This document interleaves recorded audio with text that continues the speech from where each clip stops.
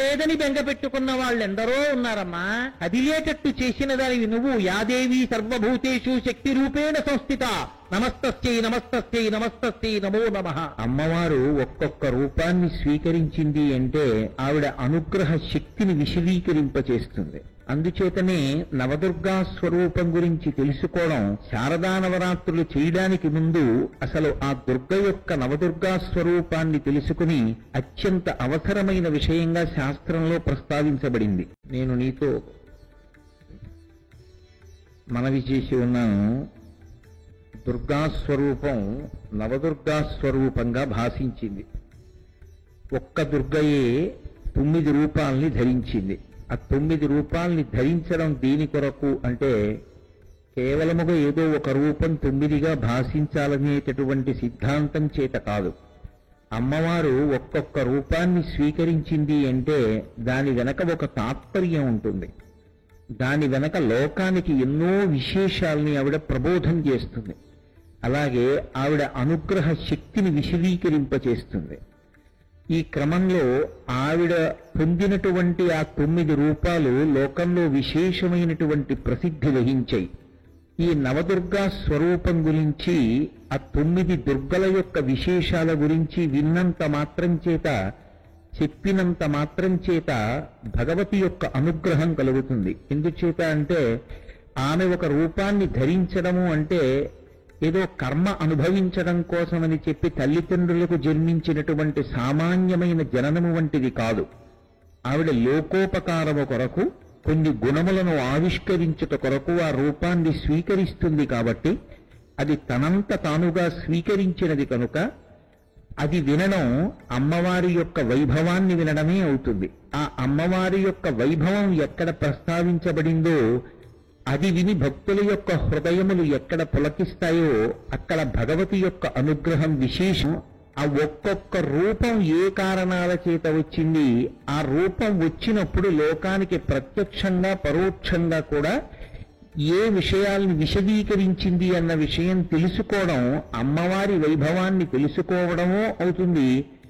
మనం ఆధ్యాత్మిక మార్గంలో ప్రయాణించడానికి కావలసినటువంటి పూనికని పొందడమో అవుతుంది. మొదటిది శైలపుత్రి.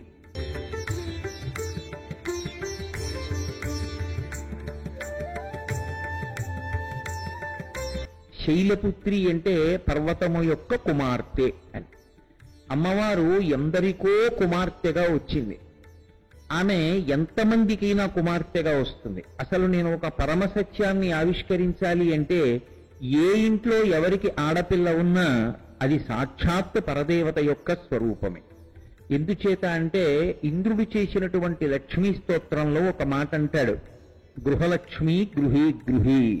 లక్ష్మీదేవి ఎక్కడ ఉంటుంది అంటే ప్రతి ఇంటి ఇల్లాలి స్వరూపంలో ఉంటుంది. ఒక చోట పుట్టిన ఆడపిల్ల వేరొక చోట ఇల్లాలవుతుంది. అయినప్పుడు ఆమె సాక్షాత్తుగా లక్ష్మీ స్వరూపిణి కాక, పరదేవతా స్వరూపిణి కాక వేరొకటి ఎందుకు అవుతుంది? ఆమె అమ్మవారి స్వరూపమే అవుతుంది. కాబట్టి అమ్మవారు కూడా ఎంతమందికైనా కుమార్తెగా వస్తుంది, అందులో అభ్యంతరం లేదు. పరమభక్తితో అమ్మా నాకు నువ్వు కుమార్తెగా రావాలమ్మా అని అడిగిన వాళ్ళందరికీ ఆమె కుమార్తెగా వచ్చింది.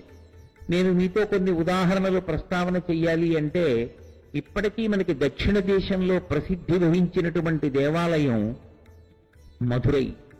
అక్కడ మలయధ్వజుడనేటటువంటి రాజు అమ్మవారిని అడిగాడు, నాకు కుమార్తెగా రమ్మని. మీనాక్షి అన్న పేరుతో వచ్చింది. అలాగే ఒకనాడు కాత్యాయన మహర్షి అడిగాడు, కాత్యాయని అన్న పేరుతో వచ్చింది ఆయన యొక్క కీర్తిని నిలబెట్టడానికి.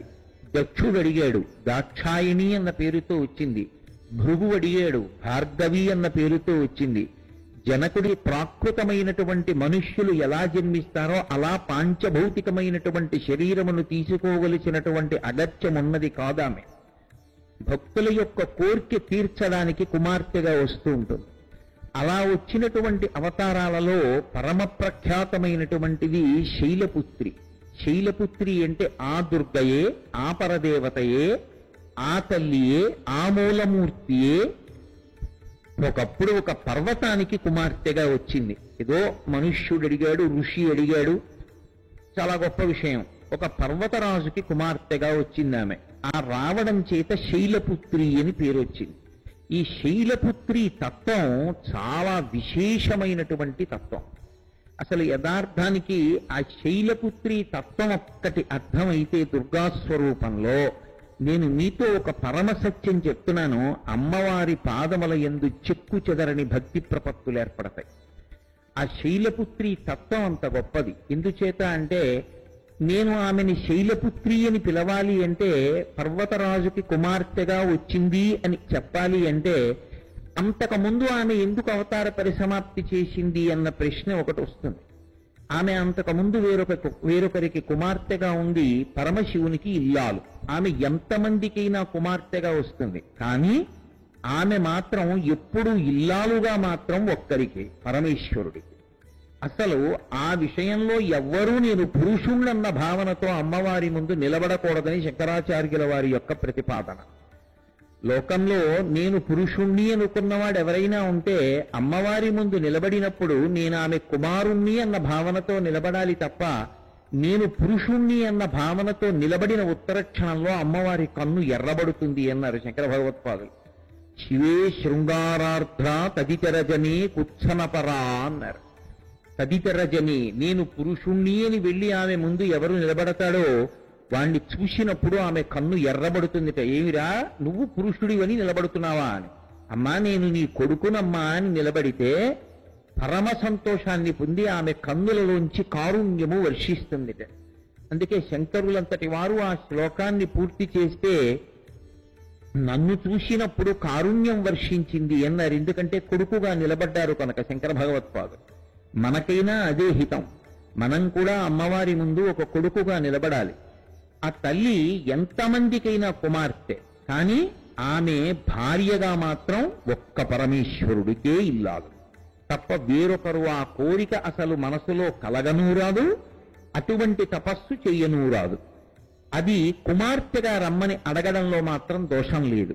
శైలపుత్రి అన్నప్పుడు ఆమె ఒక పర్వతానికి కుమార్తె అయింది. నేను మీతో ముందే మనవి చేశా, ఏదో నేను ఒక తల్లిదండ్రుల కడుపున పుట్టినట్టుగా ఆమె కూడా చేసుకున్న కర్మ వలన ఒక తల్లిదండ్రుల కడుపున పుట్టవలసిన అవసరం లేనిదైతే, కోరి పుట్టేటటువంటిదైతే, అనుగ్రహించి వరమిచ్చి పుట్టేదైతే, అవతల తల్లిదండ్రుల్ని అనుగ్రహించడానికి తాను వారికి కుమార్తె కావాలి అనుకుంటే ఏ కారణానికి మేనకా హిమవంతుల్ని అనుగ్రహించింది, ఏ కారణానికి అంతకు ముందున్నటువంటి అవతారాన్ని ఉపసంహారం చేసింది. ఈ రెండిటికీ మధ్యలో ఏ కారణాలున్నాయో ఆ కారణాలు తెలుసుకోవడం శైలపుత్రి తత్వంగా ప్రకాశిస్తుంది. ఆమె అంతకు ముందు ఎవరుగా ఉంది? మీరు శివమహాపురాణాన్ని పరిశీలనం చేస్తే ఆమె దాక్షాయణిగా ఉంది. దక్ష ప్రజాపతికి కుమార్తెగా ఉంది. ఎందుకు ఉంది? దక్ష ప్రజాపతికి కుమార్తెగా పుట్టవలసిన అవసరం ఉన్నది కాదు. దక్షుడామెను అడిగాడు, అమ్మా నువ్వు నా కుమార్తెగా జన్మించు అని అడిగాడు. ఆయనకి కుమార్తె అయింది. ఆయనకి కుమార్తె అయిన తల్లి దాక్షాయణి అన్న పేరుతో ఉండడానికి ఇష్టపడలేదు. కొంతకాలం అయిన తర్వాత ఇక నేను ఉండని పేరుతో, నేను ఈ శరీరాన్ని విడిచిపెట్టేస్తానంది. అలా ఎందుకు విడిచిపెట్టిందో తెలుసుకోవడం కూడా అమ్మవారి తత్వాన్ని తెలుసుకోవడమే అవుతుంది. అసలు అది శైలపుత్రి అనేటటువంటి ఒక దుర్గా స్వరూపం యొక్క తత్వ విచారణకు ప్రాతిపదిక. ఎందుకు విడిచిపెట్టింది అంటే, దక్ష ప్రజాపతికి పరమశివుడు అల్లుడు అని అనిపించుకోవడానికి కారణం అమ్మవారు కుమార్తెగా అనుగ్రహించింది కనుక. లేకపోతే పరమశివుడు అల్లుడు ఎందుకు అవుతాడు? అంతటి మహానుభావుడు అల్లుడవడానికి అమ్మవారి అనుగ్రహం కారణమైంది అని తెలుసుకోలేక లౌకికమైన బాంధవ్యాన్ని ఆలోచించాడు. నాకు అల్లుడు కాబట్టి, నేను పెద్దవాణ్ణి కాబట్టి, మామగారిని కాబట్టి నన్ను చూసినప్పుడు లేచి నిలబడాలి, గౌరవించాలి, నమస్కరించాలన్నాడు. పరమశివుడు మాట్లాడు, మహాజ్ఞాని, తనలో తాను రమిస్తుంటాడు, నవ్వి ఊరుకున్నాడు. కానీ కక్ష పెంచుకున్నాడు. ఎల్లాగో అల్లా పరమశివుడికి కోపం తెప్పించాలి. ఒక్క పరమేశ్వరుడికే ఒక నామం ఉంది, సదాశివ. ఈశాన సర్వ విద్యానాం ఈశ్వర సర్వభూతానాం బ్రహ్మాధిపతి బ్రహ్మణోధిపతి బ్రహ్మా శివో మే అస్తు సదాశివోం. ఆయన సదాశివుడు. సదాశివుడన్న మాటకు అర్థం ఏమిటంటే ఎప్పుడూ మంగళప్రదుడు. ఆయన యందు అవగుణములు ఉండవు. అందుకే ఆయనకి కామక్రోధములు ఉండవైన. ఉండనివాడు కాబట్టి ఆయనకి కోపం రాదు. అవతలవాడేదో రెచ్చగొట్టారని తాను కోపాన్ని పొందేవాడు కాడు. కోపం వచ్చినా దాన్ని మౌనంలోకి తీసేసుకుంటాడు. అసలు ఆ కోపం ఎందుకు వస్తుంది అంటే లోకాన్ని ఉద్ధరించడం కోసం మాత్రమే వస్తుంది తప్ప వ్యక్తిగత కారణాల వల్ల కోపాలు తెచ్చుకునేవాడు కాడాయన. అంతటి మహానుభావుడు కనుక ఆయన మిన్నకున్నాడు. ఆయన మిన్నకుండడం దక్ష ప్రజాపతికి కంటకింపై. ఏదో ఒకటి అనాలి కదా, నేను నిందిస్తున్నప్పుడు ఏమి అనడేమిటి? అందుకని పరమేశ్వరుణ్ణి రెచ్చగొట్టాలనుకున్నాడు. నిరీశ్వర యాగాన్ని సంకల్పం చేశాడు. నేను ఈశ్వరుడికి హవిస్సు లేని యాగం చేస్తానన్నాడు. ఇప్పుడు దక్ష ప్రజాపతికి భయపడి అనేక మంది దేవతలు ఋషులు ఆ యాగానికి వెళ్ళారు. ఊరుకుంటే లోకం దారి తప్పుతుంది. పరమశివుణ్ణి పక్కన పెట్టి యజ్ఞాలు యాగాలు చెయ్యడం మొదలు పెడితే అది లోకోపకారానికి పనికొచ్చేవి కావు. అవి మంగళప్రదాలు కావు, లోక కళ్యాణ కారకములు కాలేవు. ఇవి లోకానికి చెప్పాలి. అందుకని అమ్మవారు బయలుదేరి వెళ్ళి దక్ష ప్రజాపతిని ఆవిడ ఒక ప్రశ్న వేసింది. అసలు అది శైలపుత్రి తత్వం అంటే ఆమె యొక్క పాతివ్రత్యాన్ని ఆవిష్కరించింది. ఆవిడ మహాపతివ్రత. ఒక్క సనాతన ధర్మంలో స్త్రీకి ఒక ధర్మం ఉంది. ఏమిటా ధర్మం అంటే పతివ్రతా ధర్మం. పతిని అనుగమించినటువంటి స్త్రీ ఎవరు ఉంటుందో ఆమెకి దివ్యమైనటువంటి శక్తులు వస్తాయి. ఒక పురుషుడు మహోగ్రమైన తపస్సు చేస్తే ఎటువంటి స్థితిని పొందుతాడో త్రికరణ శుద్ధిగా పతిని అనుగమించినటువంటి స్త్రీకి కూడా అదే శక్తి అలవడుతుంది.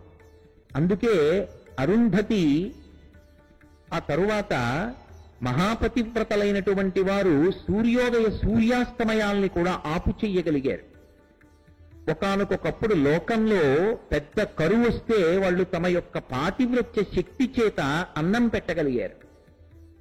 అక్కడ మీరు ఒక ధర్మాన్ని మాత్రం ఎప్పుడూ జ్ఞాపకం పెట్టుకోవాలి. తెలిసి తెలియని వాళ్ళు ఒక మాట అంటుంటారు, పురుషుడు ఎటువంటి వాడైనా ధర్మం అలాగే ఉంటుందా అంటుంటారు. నేను ఒక్క మాట చెప్తాను చూడండి.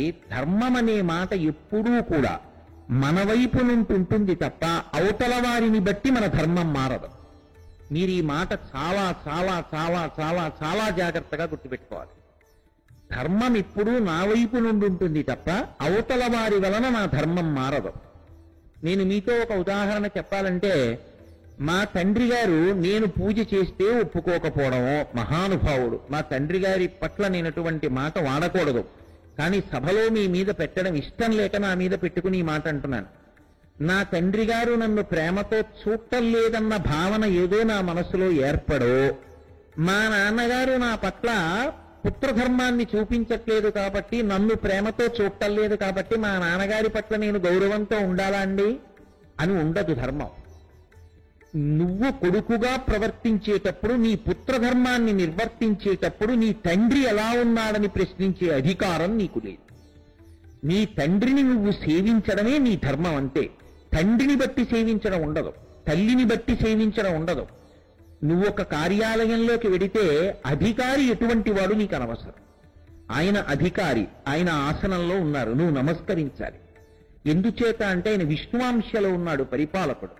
కాబట్టి నువ్వు ఉత్తర క్షణంలో నమస్కరించాలి. అది నీ ధర్మం. నీ వైపు నుండి ధర్మం ఉంటుంది. ఆయన ఎటువంటి వాడు దాన్ని బట్టి దండం పెడతాను అనకూడదు. ధర్మం ఎప్పుడు మన వైపు నుండి ఉంటుంది. పతివ్రతా ధర్మము అంటే పతిని అనుగమించుట. ఒకవేళ భర్త మంచివాడు కాకపోతే అది ఆయన కర్మ, అది ఆయన తప్పు. ఆమెకి మాత్రం తప్పు రాదు, ఆమె అనుగమించింది. అక్కడే చాలా మంది పొరపాటు పడుతుంటారు.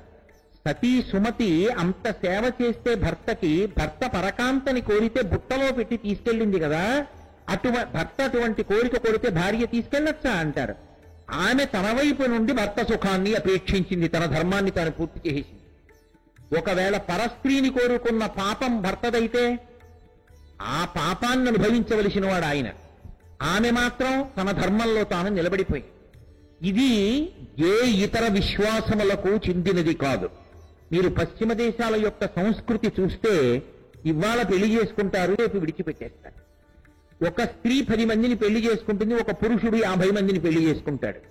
అసలు ధర్మం అన్న మాట వైవాహిక జీవితంలో దంపతుల మధ్య ఉండవలసినటువంటి అవగాహన అన్న మాటలే తెలియనటువంటి హీనాతిహీనమైన సంస్కృతి కలిగినవి మిగిలిన దేశాలు. అలా కాకుండా పతివ్రత ధర్మం ఉన్నది. భార్య కంట నీరు ఒలికితే లక్ష్మీదేవి ఏడిచినట్టయి ఐశ్వర్యం పోతుందని భర్తని పరమ ప్రేమతో చూడవలసిన కర్తవ్యం పురుషుడుకున్న ధర్మం. ఒకరికొకరు చావో రేవో, ఇక మంగళసూత్రం కట్టిన తరువాత మరణించే వరకు ఆమె తోడిదే జీవితం, ఆమెకు ఆయన తోడిదే సమస్తం. అలా బ్రతకడం ఉన్నది ఒక్క సనాతన ధర్మంలోనే, ఇంకా ఎక్కడా ఈ ధర్మం లేదు. ఈ ధర్మానికి ఆది ఎక్కడుంది? మహాపతివ్రతా స్వరూపిణి అయిన అమ్మవారి యందున్నది. ఎందుచేత ఆది కుటుంబిని, మొదటి కుటుంబం వాళ్ళదే, పార్వతీ పరమేశ్వరులదే. శంకరాచార్యుల వారు శివానందలహరి చేస్తూ నిత్యాయ త్రిగుణాత్మనే పురజితే కాత్యాయని శ్రేయసే సత్యాయ ఆద్య కుటుంబినే మునిమన ప్రత్యక్ష చిన్మూర్తయే అంటారు.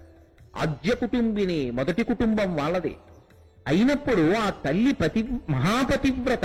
ఆమె ఏదో నటించి చూపించడం కాదు, మహాపతివ్రత అయినటువంటి తల్లి కనుక ఆమె తన భర్తని తిరస్కరించడం తండ్రి చేసినా ఒప్పుకోదు. ఆమెకి తన భర్త కన్నా గొప్పవాడిక లోకంలో లేడు.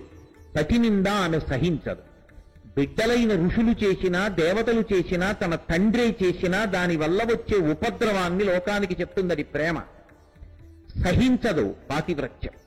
ఇది శైలపుత్రి అనబడేటటువంటి దుర్గా అవతారానికి ముందు జరిగినటువంటి నేపథ్యం. కాబట్టి ఇప్పుడు ఆవిడ వెళ్ళి ఒక ప్రశ్న వేసింది దక్ష ప్రజాపతిని.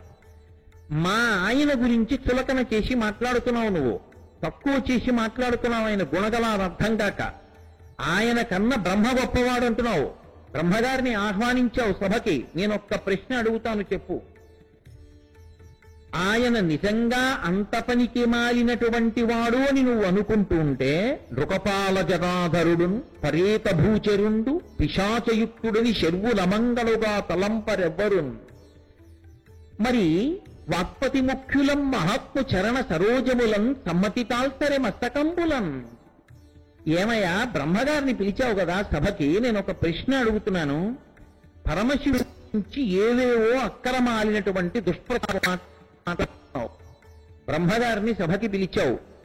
ఆ బ్రహ్మయే పరమశివుని యొక్క పాదముల అడుగున అంటుకున్నటువంటి మట్టి తీసి తన 4 తలల మీద చల్లుకుంటూ ఉంటాడే.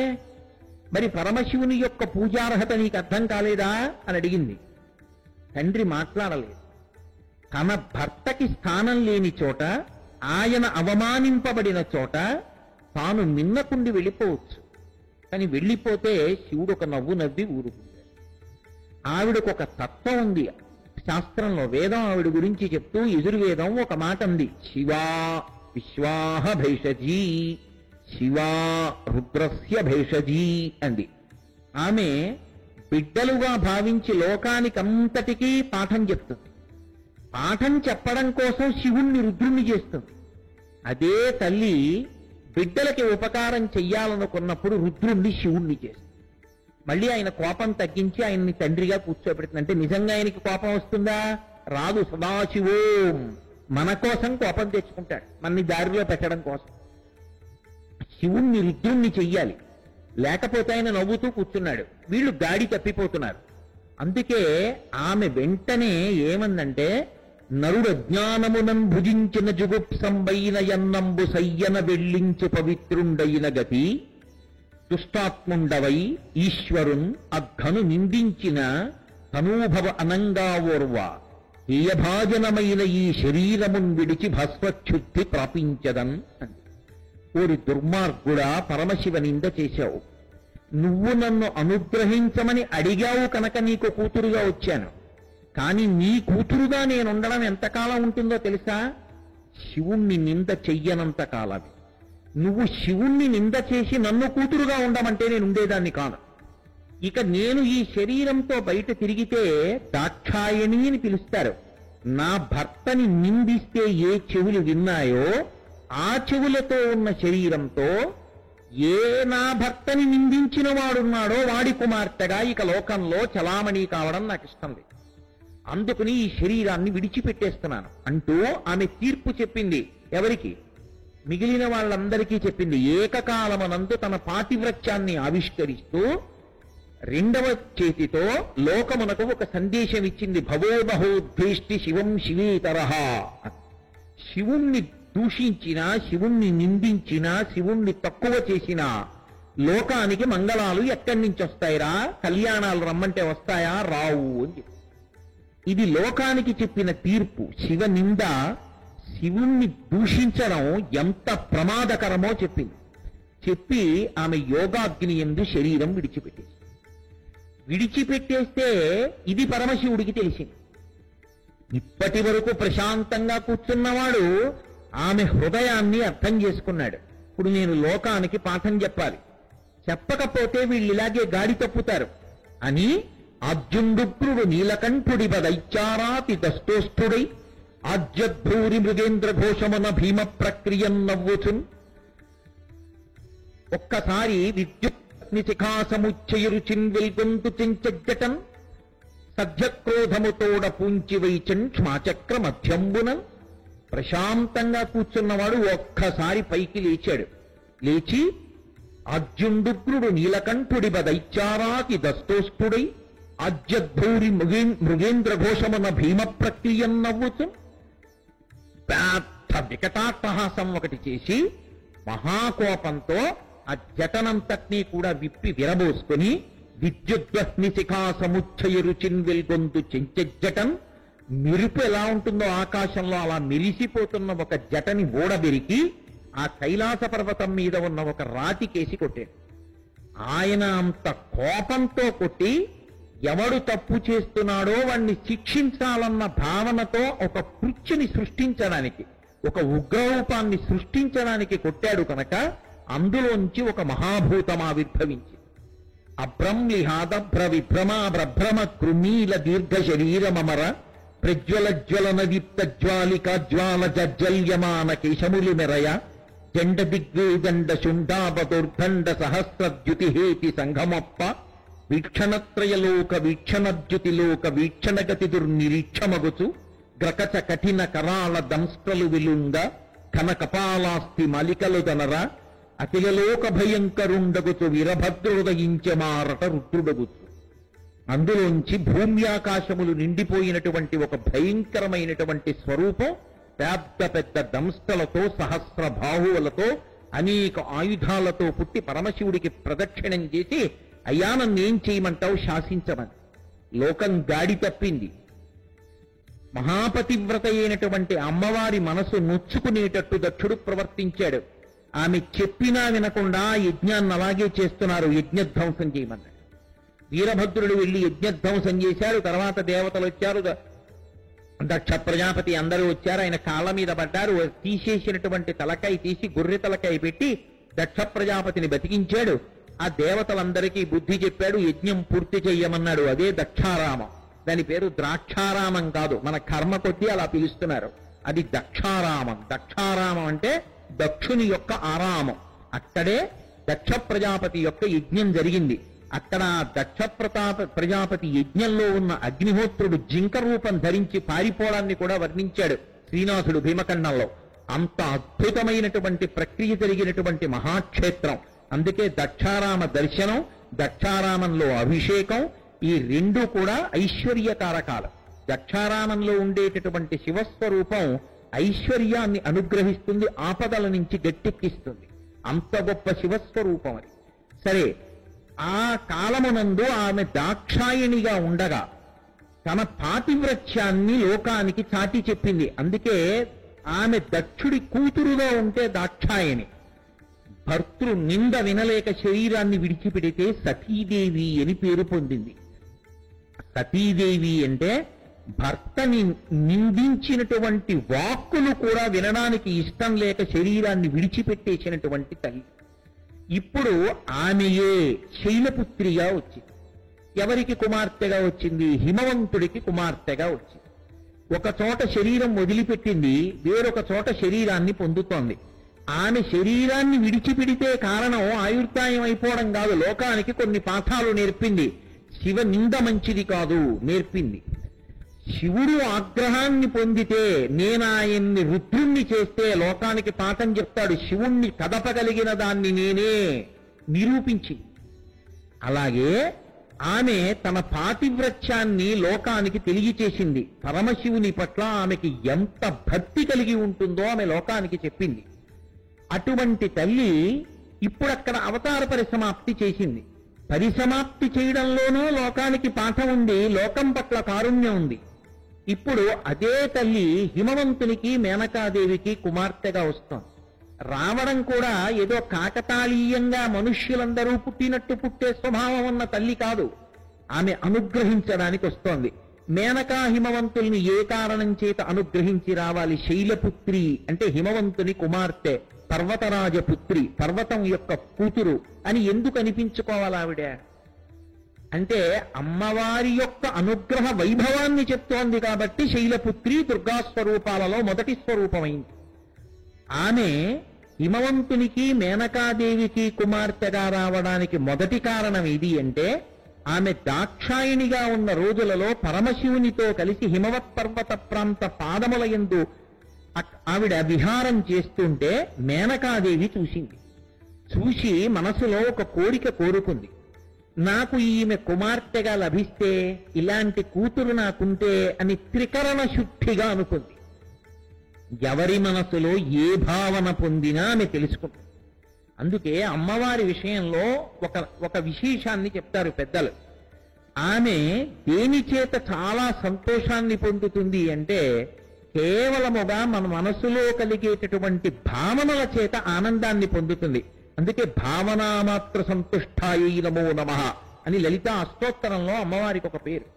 కాబట్టి ఇప్పుడు ఆ తల్లి మేనకాదేవి పొందినటువంటి భావానికి పరవశించింది. నన్ను కూతురుగా పొందాలని కోరుకుంటోంది. ఒక అవతారంలో ఈమెకి నేను కుమార్తెనవుతాను అని సంకల్పం చేసింది. అందుకే దాక్షాయిణిగా శరీరం విడిచిపెట్టిన తల్లి మేనకాదేవికి కుమార్తెగా రావడానికి ఇష్టపడి, మేనకాదేవికి కుమార్తెగా రావడానికి ఇష్టపడితే కేవలం సంకల్పం చేస్తే అయిపోతుందా? అయిపోతుంది. ఎలా అయిపోతుంది అంటే మీరొక్కటి గుర్తుపెట్టుకోండి, మనసు యందు ఒక ఉత్తమమైన భావన ప్రవేశించగానే తదనుగుణమైనటువంటి కర్మ జరుగుతుంది. ఆ కర్మ ఆచార సహితమై ఉంటుంది. అందుకే ఆచారము ధర్మము, ఆచారము కర్మకాండ ఎప్పుడు కలిసే ఉంటాయి, విడిచిపెట్టి ఉండవు ఎప్పుడు. కాబట్టి ఇప్పుడు ఆ తల్లికి ఒక కోరిక పుట్టింది, నేను సువాసిని పూజలు చేస్తాను. సువాసిని పూజ అంత తేలికైన పూజ అని మీరు అనుకోకండి. సువాసిని అంటే కేవలం పెళ్ళయింది అని కాదు అర్థం. సు అంటే బాగుగా, వాసిని అంటే వసించి ఉన్నది, బాగుగా నివసిస్తున్న తల్లి. బాగా నివసించడం అంటే ఆమె పుట్టింటికి వస్తుంది. ఆమె పుట్టింటికి ఎందుకు రావాలో, పుట్టింటికి వచ్చి ఎందుకు ఉండాలో, పుట్టింట్లో ఎంతకాలం ఉండాలో, ఏ కారణానికి ఉండాలో తెలిసున్నది. ఆమె అత్తవారింటికి వెడుతుంటే వెళ్ళిరా అమ్మా అనిపించుకోదు. మీరు ఎప్పుడైనా పెద్దల ఆశీర్వచనం చూశారో లేదో, కొత్తగా పెళ్ళైనటువంటి ఆడపిల్ల ఇంటికి వచ్చి లేదా అత్తవారింటికి వెడుతున్న ఆడపిల్ల వచ్చి నమస్కారం చేస్తే వెళ్ళమ్మా అంటారు, వెళ్ళిరా అమ్మా అనకూడదు, వెళ్ళమ్మా అనాలి. అది శాశ్వత స్థానం. కానీ ఆమె వస్తుంది, పిలవకుండా వస్తుంది. ఎందుకు వస్తుందో తెలుసా? అది ఆమె ప్రేమ. అమ్మవారికి ఎంత ప్రేమో అంత ప్రేమ.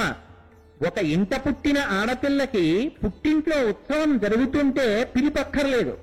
అసలు పిలుపు అక్కర్లేకుండా రావలసింది ఎవరైనా ఉంటే ఆ ఇంట పుట్టిన ఆడపిల్లే.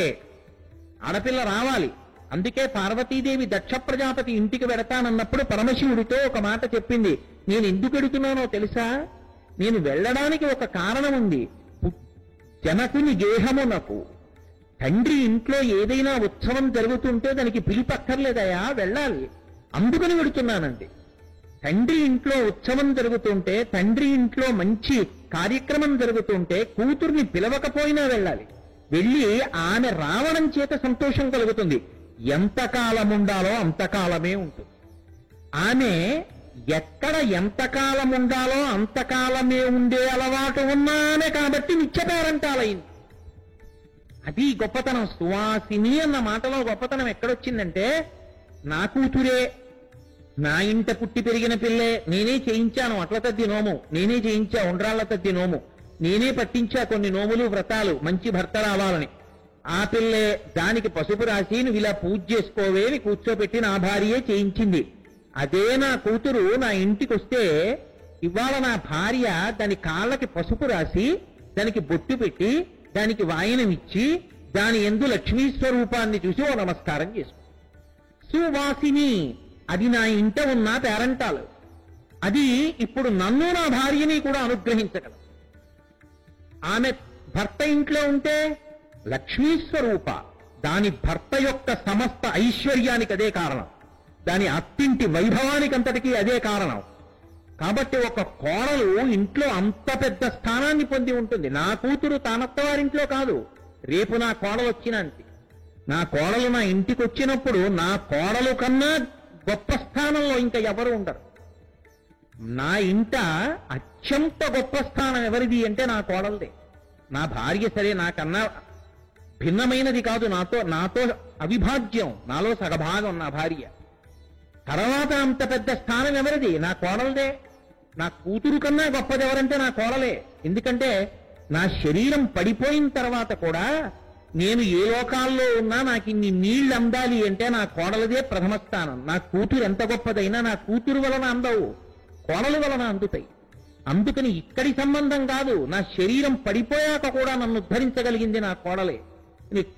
ఆమె సువాసిని, ఎక్కడ ఎప్పుడు ఎలా ఉందో అలా ఉండి ఉద్ధరిస్తుంది. అందుకే ధర్మశాస్త్రంలో తండ్రికి తద్దినం పెట్టవలసి వస్తే భార్య ఇంట్లో లేకపోతే వచ్చే వరకు వాయిదా పడిపోతుంది. ధర్మపత్ని పక్కన ఉండాలి. అంటే మీరు ఆమె యొక్క స్థాన బలం చూడండి. సువాసిని, ఆమె ఎక్కడుంటే అక్కడ పేరంటాలు. అందుకే మీరు తెలుగు నిఘంటూ చూస్తే సువాసినికి పేరంటాలు అని రాసుంటుంది. ఆమె ఎక్కడ ఉందో అక్కడ, ఎక్కడ నిలబడిందో అక్కడ ఆయా అనుగ్రహాల్ని కురిపించగలదు. అటువంటి తల్లి ఏ సువాసిని పూజ చేస్తే పరదేవతానుగ్రహం కలుగుతుందో అటువంటి సువాసిని పూజలు చేసింది మేనకాదేవి. కావాలంటే మీరు శివమహాపురాణం చదవండి.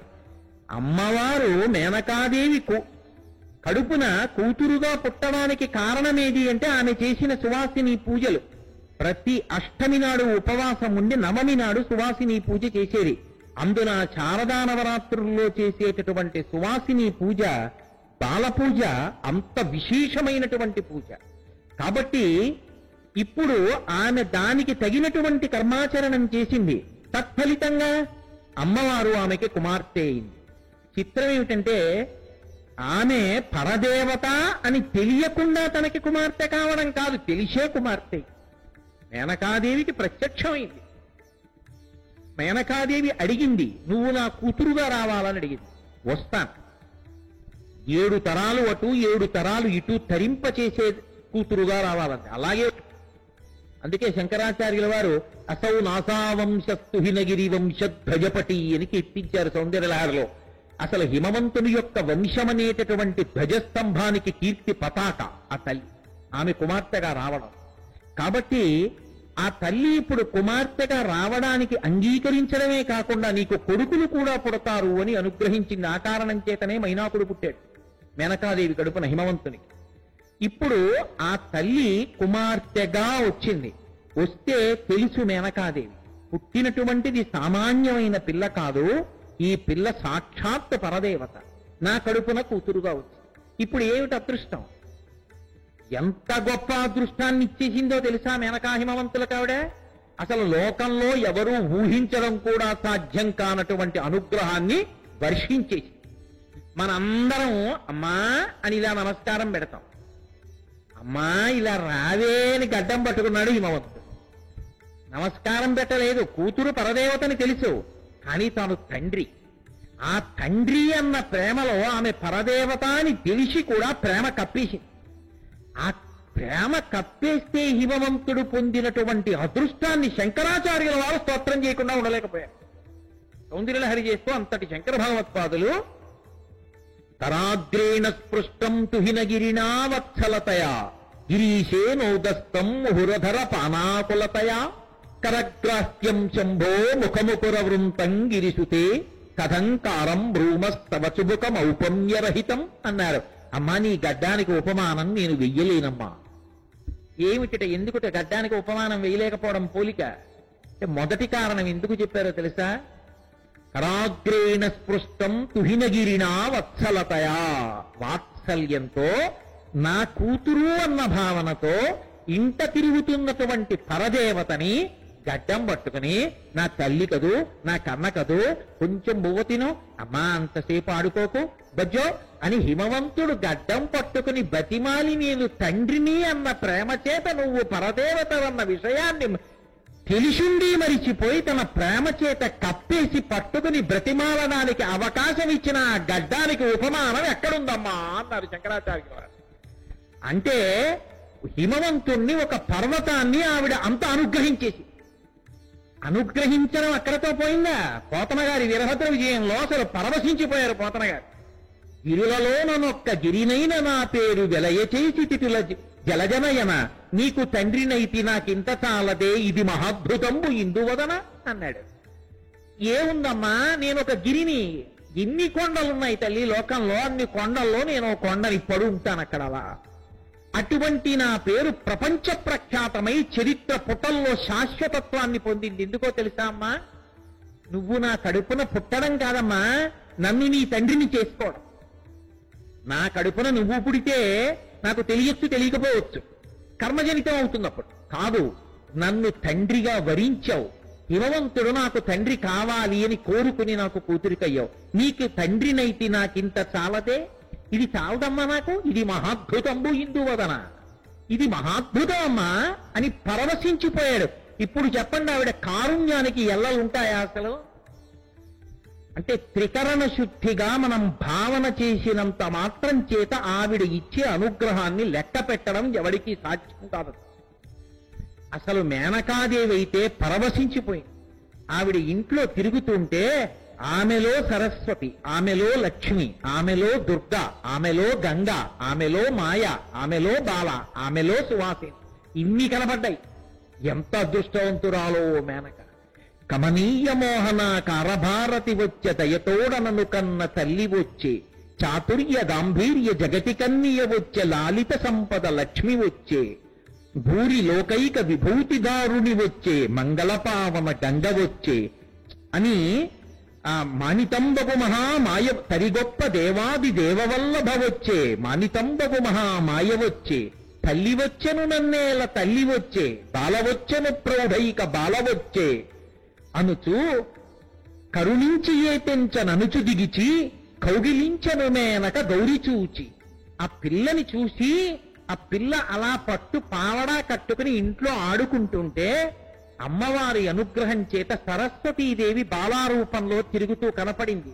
కమనీయ మోహన కారభారతి వచ్చే దయతోడనను కన్న తల్లి వచ్చే. దుర్గంటే ఒక్క దుర్గ కాదు, ఆమె ఎందే అన్ని శక్తులు ఉంటాయి. నా ఇంట చిన్న సరస్వతి తిరుగుతోంది. చాతుర్య గాంభీర్య జగతి కన్నియ వచ్చే, లాలిత సంపద లక్ష్మి వచ్చే, సమస్త సంపదలకి అధినేత్రి అయినటువంటి సాక్షాత్ శ్రీ మహాలక్ష్మి అదిగో నా ఇంట తిరుగుతోంది. భూరి లోకైక విభూతిదారుని వచ్చే, మంగళపావన గంగ వచ్చే, సమస్త లోకాల్ని విభూతిగా ధరించినటువంటి ఆ ప్రకృతి స్వరూపిణి, ఆ సాక్షాత్ లోకాల్ని పవిత్రీకరించగలిగినటువంటి ఆ గంగమ్మ అదిగో నా ఇంట తిరుగుతోంది. సరిగొప్ప దేవాది దేవవల్లభ వచ్చే, మానితంబగు మహామాయ వచ్చే. దేవతలందరి చేత నమస్కరింపబడేటటువంటి స్వరూపం. రాజన్మత్తమరాల మందగమనాం రాజీవ పత్రేక్షణాం రాజీవ ప్రభవాది దేవముకుటై రాజత్పదాంగోరుహాం రాజీవాయుత పత్రమండిత కుచాం రాజాధిరాజేశ్వరీం శ్రీశైలస్థలవాసినీం భగవతీం శ్రీమాతరం భావయే. దేవతలందరూ నమస్కరిస్తుంటే వాళ్ళ కిరీటములలో పొదగబడినటువంటి మణుల యొక్క కాంతులు పాదముల మీద ప్రసరిస్తే ప్రకాశించేటటువంటి పాదముల జంట కలిగినటువంటి తల్లి నా ఇంట పిల్లగా ఆడుకుంటోంది. బాలవచ్చెను ప్రౌఢైక బాలవచ్చే, బాలారూపంతో నా ఇంట తిరుగుతోంది నా తల్లి. బాలవచ్చెను ప్రౌఢైక బాలవచ్చే, తల్లి వచ్చెను నన్నేల తల్లి వచ్చే. లోకాలను కన్న తల్లి నాతో అమ్మా అని పిలిపించుకోవడానికి, అమ్మాయి అనిపించుకోవడానికి నా కడుపున పుట్టింది అని ఆనందం ఆగక, ఏ తల్లి పాదముల జంటలో ఉన్నటువంటి ఒక బొటనవేలికి ఉన్నటువంటి కోటి కాంతిని దర్శనం చెయ్యడం కొన్ని కోట్ల జన్మల తపస్సు తర్వాత తప్ప సిద్ధించదో, యోగుల తల్లియే విభుని సేవిత పాతనక ప్రభావళించేరి భవంధకారముల చెందక ఉందురు వట్టి దేవునిన్ వైరముతోడనైన గెలువం నలుపంపి శుభంపు చేసే నిష్కారణమైన ప్రేమ ఇది కంసుని పూలు సఖుండు కల్గునే అంటాడు సూర్యుడు భాగవతంలో. ఏ మహానుభావుని యొక్క పాదములకు ఉన్నటువంటి గోటి కాంతి కొన్ని కోట్ల జన్మలు తపస్సు చేసిన తరువాత తప్ప చూడడానికి సాధ్యపడదో అటువంటి కృష్ణ భగవానుని యొక్క దర్శనం చెయ్యడం నాకు కంసుడి వలన కలిగిందని అక్రూరుడు పరవశించిపోతున్నా, ఏ తల్లి యొక్క కాలి గోటి కాంతి కోట్ల జన్మల తర్వాత తప్ప చూడలేరో అటువంటి తల్లి నా ఇంట బాలారూపంలో తిరుగుతోందని పరవశించిపోయి కౌగిలించెను మేనక గౌరి చూచి, ఆ పిల్లని చూసుకుని పరిగెత్తుకొచ్చి కౌగిలించేసుకునేదిట మేనకాది. అమ్మా నా కడుపున పుట్టావే ఎంత అదృష్టవంతురాలనమ్మా అని.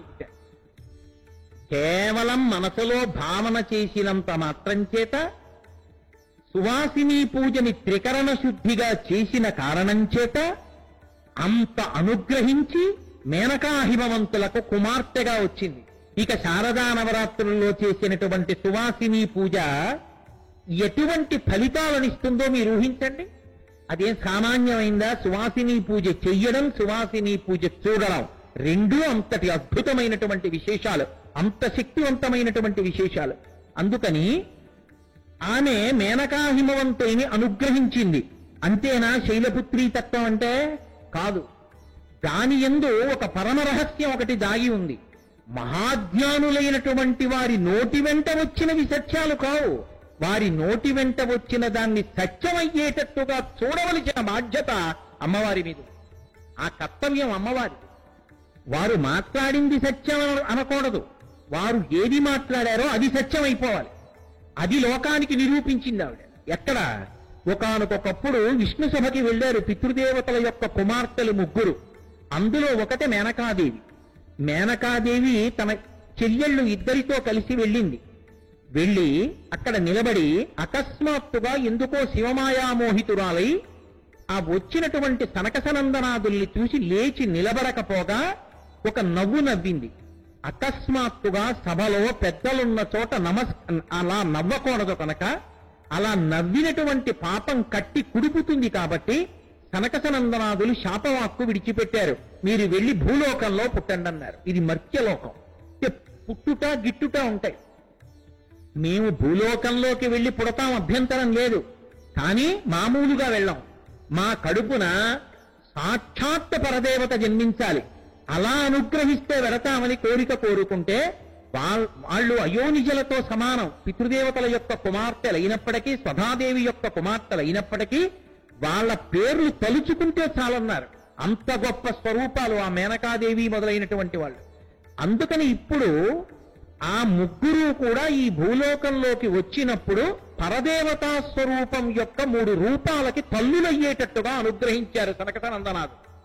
మీరు భూలోకంలోకి వెళ్ళినప్పుడు మేనకాదేవి సాక్షాత్తుగా దుర్గాదేవి యొక్క అంశలో వచ్చినటువంటి పిల్లకి తల్లి అవుతుంది. అలా అయిన కారణం చేత ఆమె చిట్ట చివరికి ఆమెనే చెందుతుంది, ఆ దుర్గనే చెందుతుంది అని వరం ఇచ్చారు.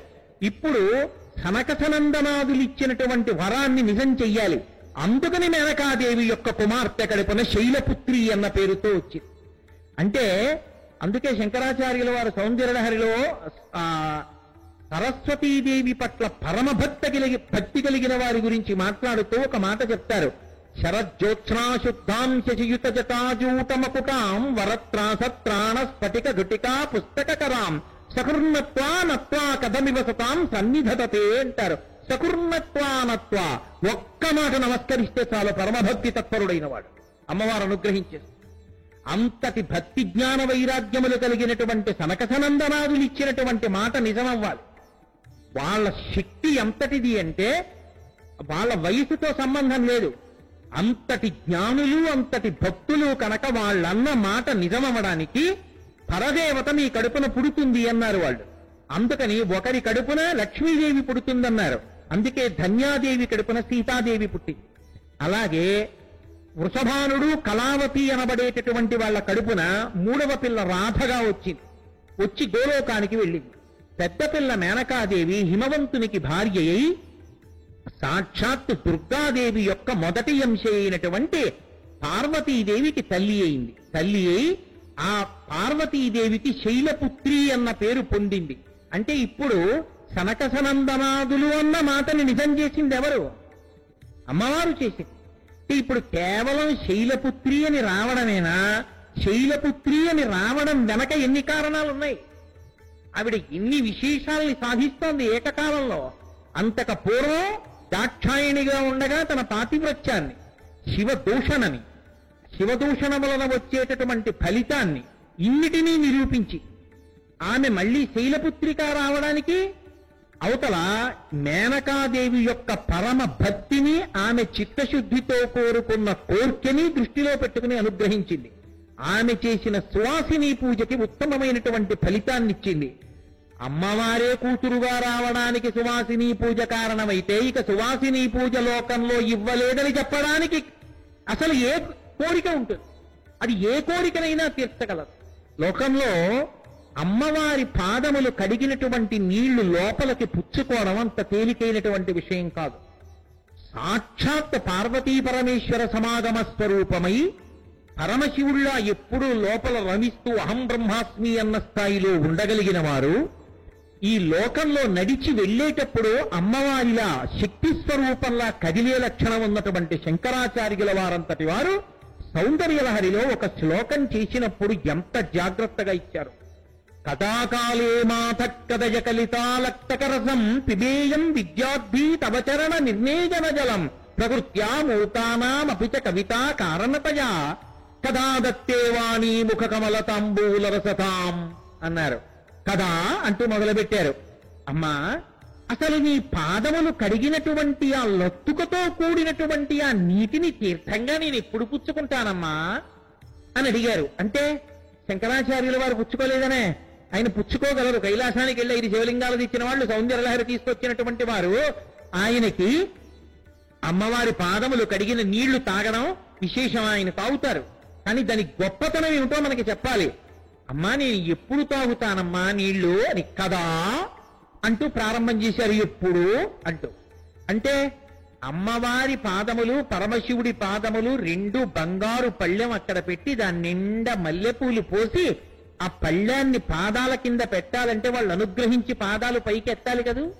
పైకి ఎత్తితే ఆ కింద పళ్ళెం పెడితే తెల్లటి పరమశివుడి యొక్క పాదముల జంట, ఎర్రటి అమ్మవారి పాదముల జంట అందులో పెడితే పరమశివుడి పాదములకున్నటువంటి ఆ కంకణాలు, అమ్మవారి పాదములకున్నటువంటి మంజీరములు చూసి ఆ చీర కొంచెం అమ్మ ఇలా పట్టుకొని పైకెత్తి పెట్టి అయ్యవారి పంచ కొంచెం పైకెత్తి తన భార్య బంగారు కలసతో నీళ్లు పోస్తుంటే పరమశివుని యొక్క పాదాలు, అమ్మవారి పాదాలు కుడి చేత్తో కడిగితే అమ్మవారి పాదములకు పెట్టుకున్నటువంటి లత్తుక నీళ్లలో కరిగితే ఆ కరిగినటువంటి నీళ్లు ఎర్రటి రంగులో ఉంటే అటువంటి నీళ్లు భార్య తీసి చేతిలో వేస్తే కుడి చేత్తో తీర్థంగా పుచ్చుకుంటే అమ్మాది సాక్షాత్తు సరస్వతీదేవి వేసుకున్నటువంటి తాంబూల చర్వణంతో కూడుకున్నటువంటి నోటిలోంచి వచ్చిన ఎర్రని లాలాజనంతో సమానం కదమ్మా. నీరు తాగిన వాడికి సరస్వతీ కటాక్షం ఎందుకు అబ్బదని అడిగారు శంకరాచార్య. ఆ నీరు లభ్యం అవుతుందా? ఆ పాదోదకం అమ్మవారిది ఒక్క చోట లభ్యం అవుతుంది. కామాక్షి పరదేవతకి పౌర్ణమి నాడు అభిషేకం చేస్తారు.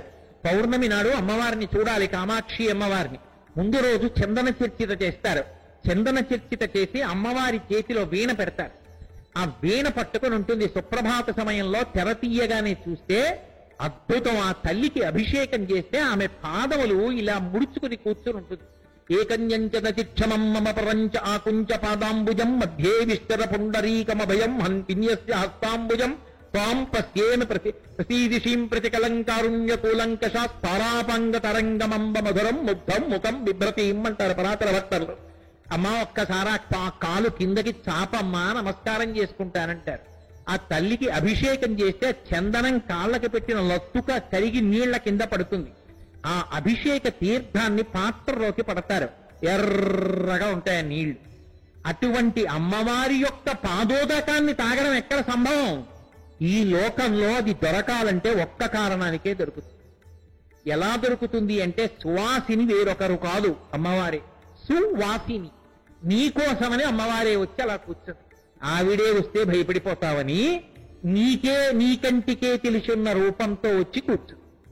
ఇప్పుడు ఆమె పాదములు కడిగిన నీరు లోపలికి పుచ్చుకుంటే అమ్మవారి పాదములు కడిగిన నీరు పుచ్చుకున్నట్టే నీ జన్మ ధన్యమైపోయింది.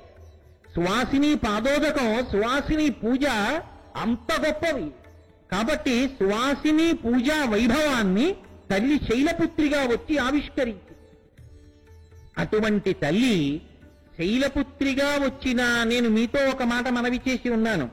ఆమె ఎంతమందిగానైనా వస్తుంది, ఎంతమందికి కుమార్తెగానైనా వస్తుంది. కానీ భర్త మాత్రం పరమశివుడు ఒక్కడే, ఎప్పుడూ ఆయనకే ఇల్లాలు. కాబట్టి ఇప్పుడు ఆమె పరమశివులకు చెందినది. ఇప్పుడు మళ్ళీ పార్వతీ కళ్యాణం జరగాలి.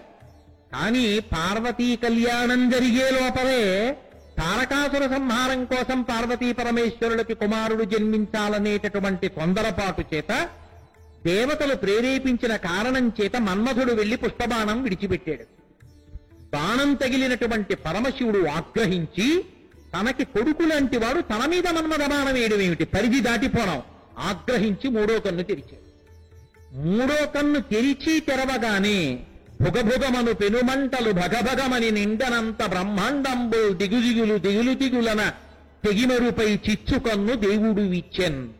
భుగభుగమను పెనుమంటలు భగభగమని మండనంత బ్రహ్మాండంబుల్ దిగుదిగులు దిగులు దిగులన బ్రహ్మాండాలన్నీ దిగులు పొందేటట్టుగా ఆయన మూడవ కన్ను తెరిస్తే వచ్చినటువంటి మంటల యొక్క రాతి వెళ్లి మన్మధుడి మీద పడితే బూది కుప్పై కింద పడిపోయాడు. ఇప్పుడు మన్మధుడు పడిపోతే ఏమైనట్టు? దానికంత బాధ ఎందుకండి అని అడగచ్చు. మన్మధుడు కాలిపోతే లోకాలకన్నిటికీ ఒక పెద్ద ఉపద్రవం బై. ఏమిటో తెలుసా ఉపద్రవం? మన్మధుడు లేడు కాబట్టి బాణం వేసేవాడు లేడు, బాణం వేసేవాడు లేడు కాబట్టి మన్మథ తాపన లేదు, మన్మథ తాపన లేదు కాబట్టి లోకంలో ఏ స్త్రీ పురుష జీవుల మధ్య ఆకర్షణ లేదు, ఆకర్షణ లేదు కాబట్టి కలయిక లేదు, కలయిక లేదు కాబట్టి ప్రత్యుత్పత్తి లేదు, ప్రత్యుత్పత్తి లేదు కాబట్టి జననములు లేవు, జననములు లేవు కాబట్టి లోకంలో పుట్టేవాళ్ళు లేరు, ఉన్నవాళ్ళు వెళ్ళిపోతారు. అయితే మీరెందుకండి గుండెలు బాదుకోవడం, గొడవ లేదు కదా, పుట్టకపోతే హాయిగా ఏదో ఎక్కడో ఈశ్వరుడి దగ్గర పడుంటాం కదా అంటారేమో. పరమేశ్వరుడు యొక్క అనుగ్రహం చేత ఈ శరీరాన్ని మనం పుట్టుక అన్న పేరుతో పొందకపోతే చేసుకున్న పాపాలు ఎలా పోతాయి చెప్పండి? పాపం మనసుతో భావన చేసిన దుఃఖం వల్ల పోదు. పాపం పోవాలి అంటే దానికి సాధనం శరీరమే. అసలు ఈ వేదాంతం వంట పట్టినటువంటి వాడు ప్రతి చిన్న దానికి తల్లడిల్లిపోదు. జ్వరం వస్తే బెంగ పెట్టేసుకోవడం, రెండు మోకాళ్ళు నిప్పిడితే బెంగ పెట్టేసుకోవడం, ఏదో పరిశం పడితే బెంగెట్టేసుకోవడం, దగ్గొస్తే బెంగెట్టేసుకోవడం ఉండదు. ఎందుకంటే శరీరం అన్నది ఎందుకు ఉండాలి? చేసుకున్న పాపం పోవాలి. పాపం పోవాలంటే ఆ బాధ రూపంలో పోవాలి. ఆ బాధ దేనితో పోవాలి? శరీరం బాధపడితే పోతుంది. కాబట్టి బాధపడుతున్నాము అంటే పాపం పోతోంది అని గుర్తు. కంచికామకోటి పీఠాధిపత్యం వహించినటువంటి మహాపురుషులు చంద్రశేఖరేంద్ర సరస్వతి మహాస్వామి వారికి ఒక్కగానొక్క చెల్లెలు పూర్వాశ్రమంలో కటిక దరిద్రం అనుభవించింది ఆ తల్లి. అనుభవిస్తుంటే పరమైశ్వర్యవంతులందరూ ఆయనకి అంతేవాసులే వెళ్ళి అడిగారు, అయ్యా మీరు ఓ అనకుండా మేము సహాయం చెయ్యకూడదు, మీరు ఓ అనండి మీ చెల్లెలికి సహాయం చేస్తామన్నారు. ఆయన కళ్ళు మూసుకుని కాసేపు ఆలోచించన్నారు, ఈ జన్మలో అనుభవించి నీవకూడదు దరిద్రం, వచ్చే జన్మలోనైనా సుఖపడుతుంది, చేసుకున్న పాపం పోనివ్వండి, ఎందుకు ఆ పాపాన్ని పోగొట్టుకోవడాన్ని ఆపుతారు? జ్ఞాని దృష్టి, జ్ఞాని దృష్టి.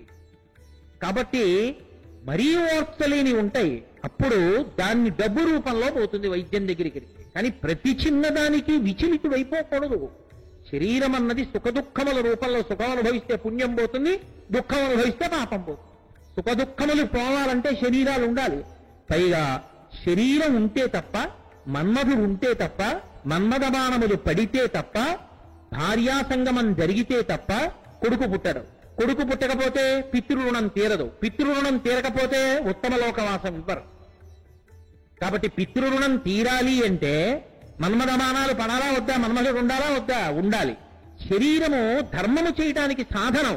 ఇది ఉంది కాబట్టి నేను ఉపన్యాసం చెప్తున్నాను, ఇది ఉంది కాబట్టి మీరు వింటున్నారు, ఇది ఉంది కాబట్టి రేపు పొద్దున్న మనందరం ఆదివారం నాడు దేవాలయంలో మనందరం ఆలయానికి మన గుడి అని సేవ చేస్తాం, దేవాలయాన్నంతటినీ తుడుస్తాం, దేవాలయాన్నంతటినీ కడుగుతాం, దేవాలయానికి అంతటికీ ముగ్గులు పెడతాం, ఆవు పేడతో అలుకుతాం. ఇవన్నీ ఆదివారం నాడు చేసుకుంటాం. బ్రహ్మోత్తర ఖండంలో చెప్తారు, వెంకటాచల క్షేత్రంలో ఒకనకొకప్పుడు ఒక పిచుక పైనున్న డేగ తరిమిందని లోపలికెళ్లి ధ్వజస్తంభం దగ్గర భయంతో ఎగిరింది. ఆ ఎగిరినప్పుడు దాని యొక్క రెక్కల అల్లార్చినప్పుడు కొన్ని ధూళికణములు పైకి వెళ్ళిపోయాయి. అలా పక్కకి ఎగిరిపోయాయి కాబట్టి దేవాలయాన్ని తుడిచిన పుణ్యం వేసి ఉత్తర జన్మలో దాన్ని రాజకుమారుడిగా పుట్టించాడు పరమేశ్వరుడు. ఒక దేవాలయానికి సేవ చేయడం అంత గొప్పది. ఈ శరీరం ఉన్నందుకు దేవాలయాన్ని శుభ్రం చెయ్యాలి. మన ఇల్లు శుభ్రం చేసుకునే ముందు దేవాలయాన్ని శుభ్రం చేసి మన ఇల్లు శుభ్రం చేసుకోవాలి. ఒక దేవాలయం కడగాలి, ఒక దేవాలయానికి తోరణం కట్టాలి, వాహనం మొయ్యాలి, ఒక దేవాలయంలో ఉన్న పాత్ర సామాను కడగాలి. శారదా నవరాత్రులు వస్తున్నాయంటే మన ఇంటిని ఎలా అలంకారం చేసుకుంటున్నామో మన గుడిని మనమే అలా అలంకారం చేసుకోవాలి. మన శరీరాన్ని దానికోసం వెచ్చించాలి, ఈశ్వరుని యొక్క అనుగ్రహాన్ని పొందాలి. ఈ శరీరం లేనప్పుడు దేంతో సేవ చేస్తాం దేవాలయాన్ని?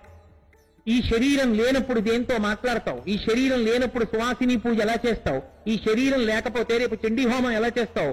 ఈ శరీరం లేకపోతే రేపు దుర్గా సప్తశతి చదువుతుంటే కూర్చుని వింటే చాలు సప్తశతి మంత్రాలు ఎలా వింటావు? అవన్నీ ఉండాలంటే శరీరం ఉండాలి. శరీరం ఉండాలంటే తల్లిదండ్రుల మీద మన్మథ బాణాలు పడాలి. మన్మధుడు లేకుండా శరీరం ఎక్కడి నుంచి వస్తుంది? జీవుడి యొక్క పాపపుణ్యాలు అలా ఉండిపోతే, శరీరాలు లేకపోతే ఎలా తరిస్తావు? అందుకని లోకంలో అన్ని స్తంభించిపోయి సమస్త జీవన వ్యాపారములు ఆధ్యాత్మికంగా ఇక్కడ జరగవలసినవి అన్ని ప్రతిష్టంభనకొచ్చి పరమశివుడు హిమోత్పర్వతాన్ని విడిచిపెట్టి వెళ్ళిపోయాడు. ఇప్పుడు ఎలా? శైలపుత్రిగా వచ్చిన నా తల్లి అప్పటికింకా పరమశివుడితో కళ్యాణం అవ్వలేదు.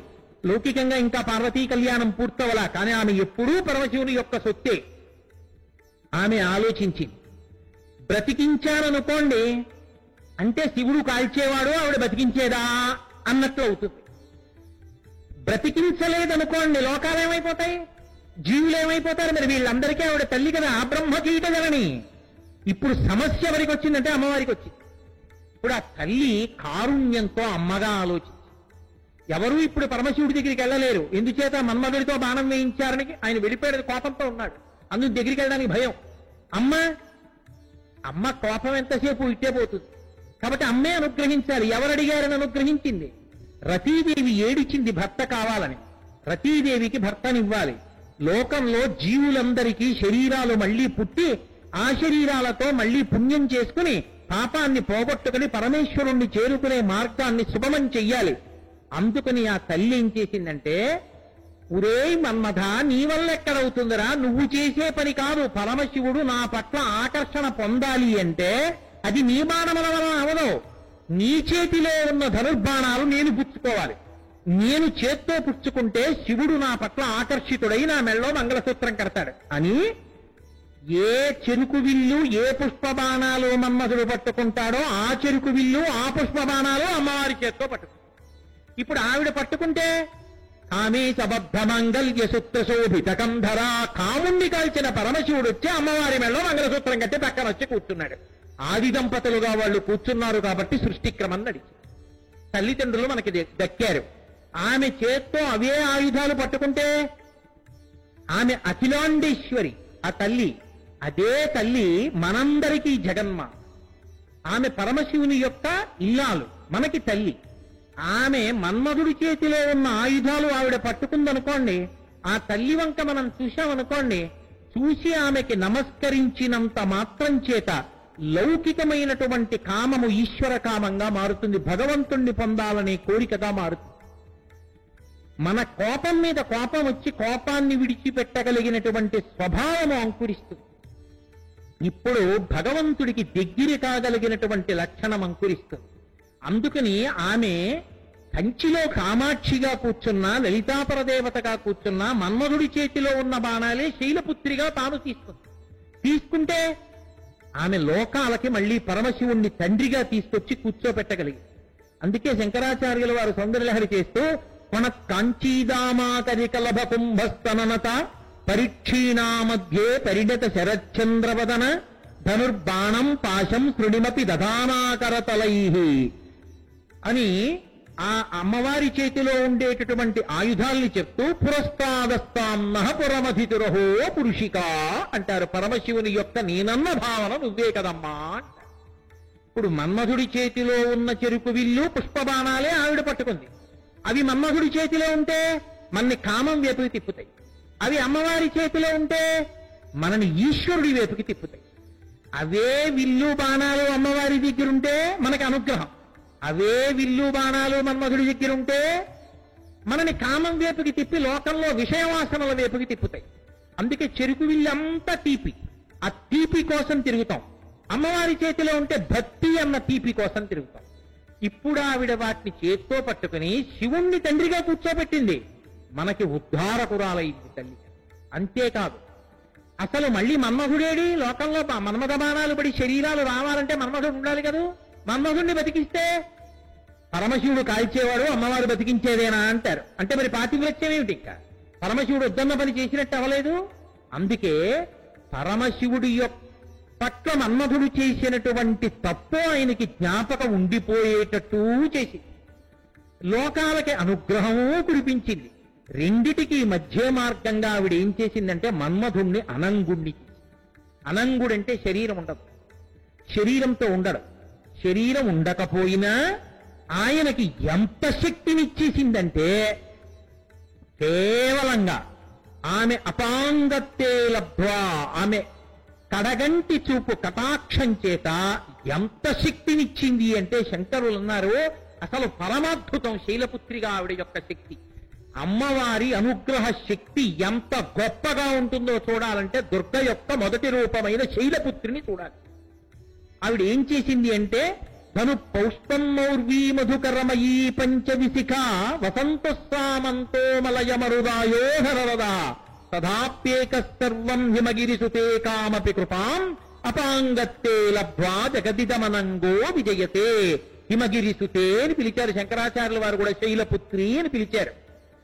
అమ్మవారు అపాంగత్తే లబ్ధ్వా ఇలా చూసి, ఏదో ఇలా కూడా చూడలేదు, తిన్నగా ఇలా కడగంటి చూపు చూసి, పొట్టి చూపు అంటారు, చిన్న చూపు ఒకటి ఇలా చూసింది అంతే. కాలిపోయిన మన్మధుడికి శరీరం లేకపోయినా ఎంత శక్తి వచ్చిందో తెలుసా? ధను పౌష్పం మౌర్వీ మధుకరమయీ పంచవిశిఖ, చేతిలో పట్టుకున్నటువంటి ధనస్సు పుష్పములతో కూడిన ధనస్సు. చెరుకు విల్లు పట్టుకుంటాడు, పుష్పముల ధనస్సు పట్టుకుంటాడని మరకోశంలో ఉంది. పుష్పధన్వి రతిపతి అని ఉంది, అందుకని పుష్పములతో కూడిన ధనస్సు పట్టుకుంటాడు. వెనక వింటినారి తుమ్మెదలతో ఉంటుంది.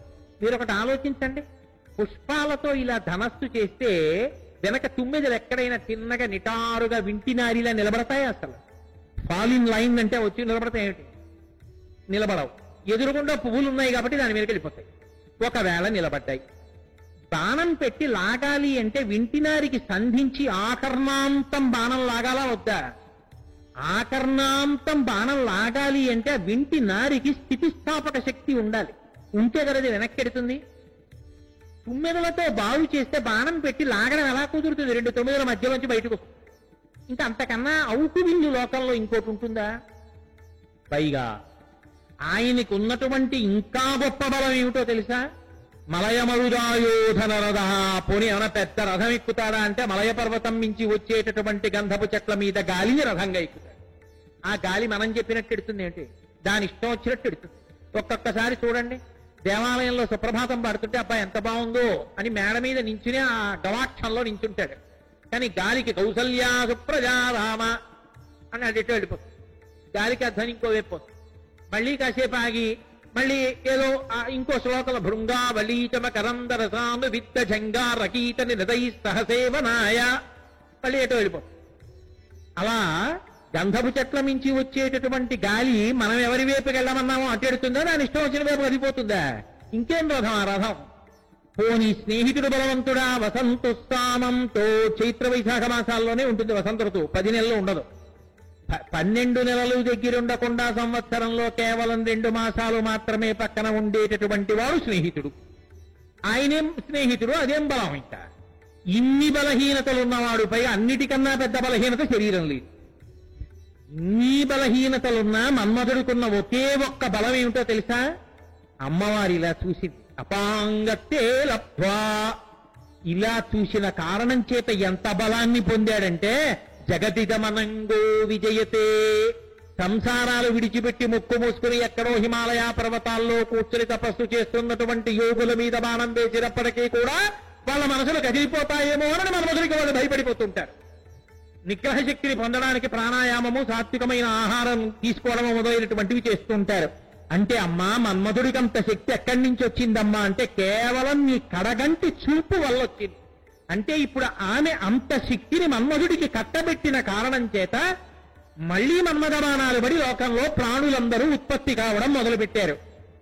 ఆ తల్లి అనుగ్రహం చేతనే శరీరాలు పొంది పాపాలు పోగొట్టుకుని పుణ్యాలు చేసుకుని చిత్తశుద్ధిని పొంది దాని వలన జ్ఞానమును పొంది ఆ జ్ఞానము వలన మళ్లీ పుట్టవలసిన అవసరం లేని పునరావృత్తి రహిత శాశ్వత శివసాయుజ్య స్థితిని పొందగలిగినటువంటి భాగ్యానికి లోకులు నోచుకుంటారు. కాబట్టి ఇప్పుడు మహోపకారం చేసిన తల్లి ఎవరు లోకానికి? దుర్గా స్వరూపంలో మొదటి దుర్గ అయినటువంటి శైలపుత్రికి. ఆ శైలపుత్రిగా ఆమె మన్మథుడికి అంత శక్తినిచ్చింది. తర్వాత పరమశివుడు ఆయన కూడా అనుగ్రహించాడు. అనుగ్రహించి ప్రతీదేవిని బెంగ పెట్టుకోకమ్మా, ఈయన కృష్ణ పరమాత్మకి కుమారుడుగా జన్మిస్తాడు ఒకప్పుడు, అప్పుడు శరీరాన్ని పొందుతాడు, అప్పుడు నువ్వు మళ్ళీ ఆయనతో సంతోషంగా కలిసి విహారం చెయ్యవచ్చు. పార్వతీదేవి వరం ఇచ్చింది, ఎవరికీ కనపడడు గాని నీ కంటికి కనపడుతూ ఉంటాళ్లే అని చెప్పింది. కాబట్టి అపాంగత్తే లబ్ధ్వా, ఇలా చూసిన చూపు అంత శక్తివంతమైతే ఆమె చూపు ఎంత గొప్పదో, ఆమె ఇలా చూస్తేనే అంత శక్తివంతమైతే ఆ తల్లి ఎంత అనుగ్రహ శక్తి కలిగినదో. ఇంత అనుగ్రహం ఇవ్వడానికి మన్మధుడు ఏం చేశాడు? అపచారం చేశాడు శివుడి పట్ల. అపచారం చేసినా ఎందుకు అనుగ్రహించింది ఆవిడ అంటే లోకాల్ని దృష్టిలో పెట్టుకుని అనుగ్రహించింది. అంటే ఒకరు అడగకపోయినా కూడా అనుగ్రహించగలిగినంతటి అపారమైన కారుణ్యమూర్తి అని నిరూపించినటువంటి స్వరూపం అదిగో ఆ శైలపుత్రి స్వరూపం. ఇంత గొప్ప తల్లి, ఇంత అనుగ్రహించిన తల్లి శైలపుత్రి అవతారంలోకి వచ్చేటప్పటికీ ఒక పెద్ద చమత్కారం. ఆమె పాతివ్రత్యం కేవలం పెళ్ళైపోయిన తరువాత దక్ష ప్రజాపతి కూతురు దాక్షాయిణిగా ఉండగానే కాదు, ఆమె పెళ్లి కాకముందు కూడా పరమశివుడు అంటే ఆమెకి అంతే అనురక్తి. నేను మీతో మనవి చేసింది అదే. అప్పటికామెకి పెళ్ళయిందా పెళ్ళి అవలేదా అన్న దాంతో సంబంధం ఉండదు. ఎప్పుడూ ఆమె భర్త ఆయన. ఆమెకి పెళ్లి అవకపోయినా పరమశివుడి గురించి తపస్సు చేస్తున్నా ఆమె కన్నా లోకోత్తర సౌందర్యరాశి లోకంలో ఎక్కడుంటుంది? ఉండదు. అంతటి సౌందర్యరాశి అయితే పరమశివుడు పెళ్లి చేసుకున్నాడా? చేసుకోలేదు. చేసుకోకపోతే ఆవిడ తపస్సు చేసింది. ఇది పగలని ఇదిరేయని ఇది చలి ఇది ఎండ వాన ఇది అని సతిత మనమున తలపక పదపడి కాలంబు తలిపే పరమతపంబం. ఇది చలి ఇది ఎండ ఇది వాన అని చూడకుండా ఆవిడ నిలబడి ఆకులు కూడా తినడం మానేసి అపర్ణయ్య తపస్సు చేసి ఎండి వరడైపోతే పరమశివుడు వచ్చాడు. వచ్చినవాడు పోనీ ఇప్పుడు పార్వతీ నేను పెళ్లి చేసుకుంటానని వచ్చాడా? రాలేదు. బ్రహ్మచారి రూపంలో వచ్చాడు. ఆయన శివుడుగా లేడు, ఆవిడ పార్వతీదేవిగా ఉండి పరమశివుడి కోసం తపస్సు చేశాడు. ఈ వచ్చినవాడు పరమశివుడు అని ఆవిడికి తెలియదా అంటే అప్పటికి తెలియదనే అనుకోవాలి. వచ్చినటువంటి పరమశివుడు బ్రహ్మచారిగా వచ్చి శివనింద చేశాడు అంటే తనని తానే నిందించుకున్నాడు. ఎందుకని? ఆమె అప్పటికి తన భార్యగా ప్రకటనంగా లౌకికంగా ఉండకపోయినా ఆమెకి శివుడి పట్ల ఎంత భక్తి ఉంటుందో లోకానికి చెప్పడం. అంటే ఇప్పుడు మీకేమర్థం అవ్వాలి? అమ్మవారి అనుగ్రహం పొందడానికి నిజమైన హేతువేది అంటే శివభక్తి. ఎక్కడ శివనామం ఉంటుందో అక్కడ ఆమె అనురక్తి పొందుతుంది. అందుకే సంప్రదాయజ్ఞులైన పెద్దలు ఒక మాట చెప్తారు, సౌందర్యలహరి చదివే ముందు శివానందలహరి చదివి చదవంట. శంకర భగవత్పాదులంతటి వారు సౌందర్యలహరి రచన చేస్తే అమ్మవారి వైభవం చెప్పినా అమ్మవారితో మొదలుపెట్లా. శివశక్త్యాయుక్తో యది భవతి శక్త ప్రభవితం అంటూ శివనామంతో మొదలుపెట్టారు.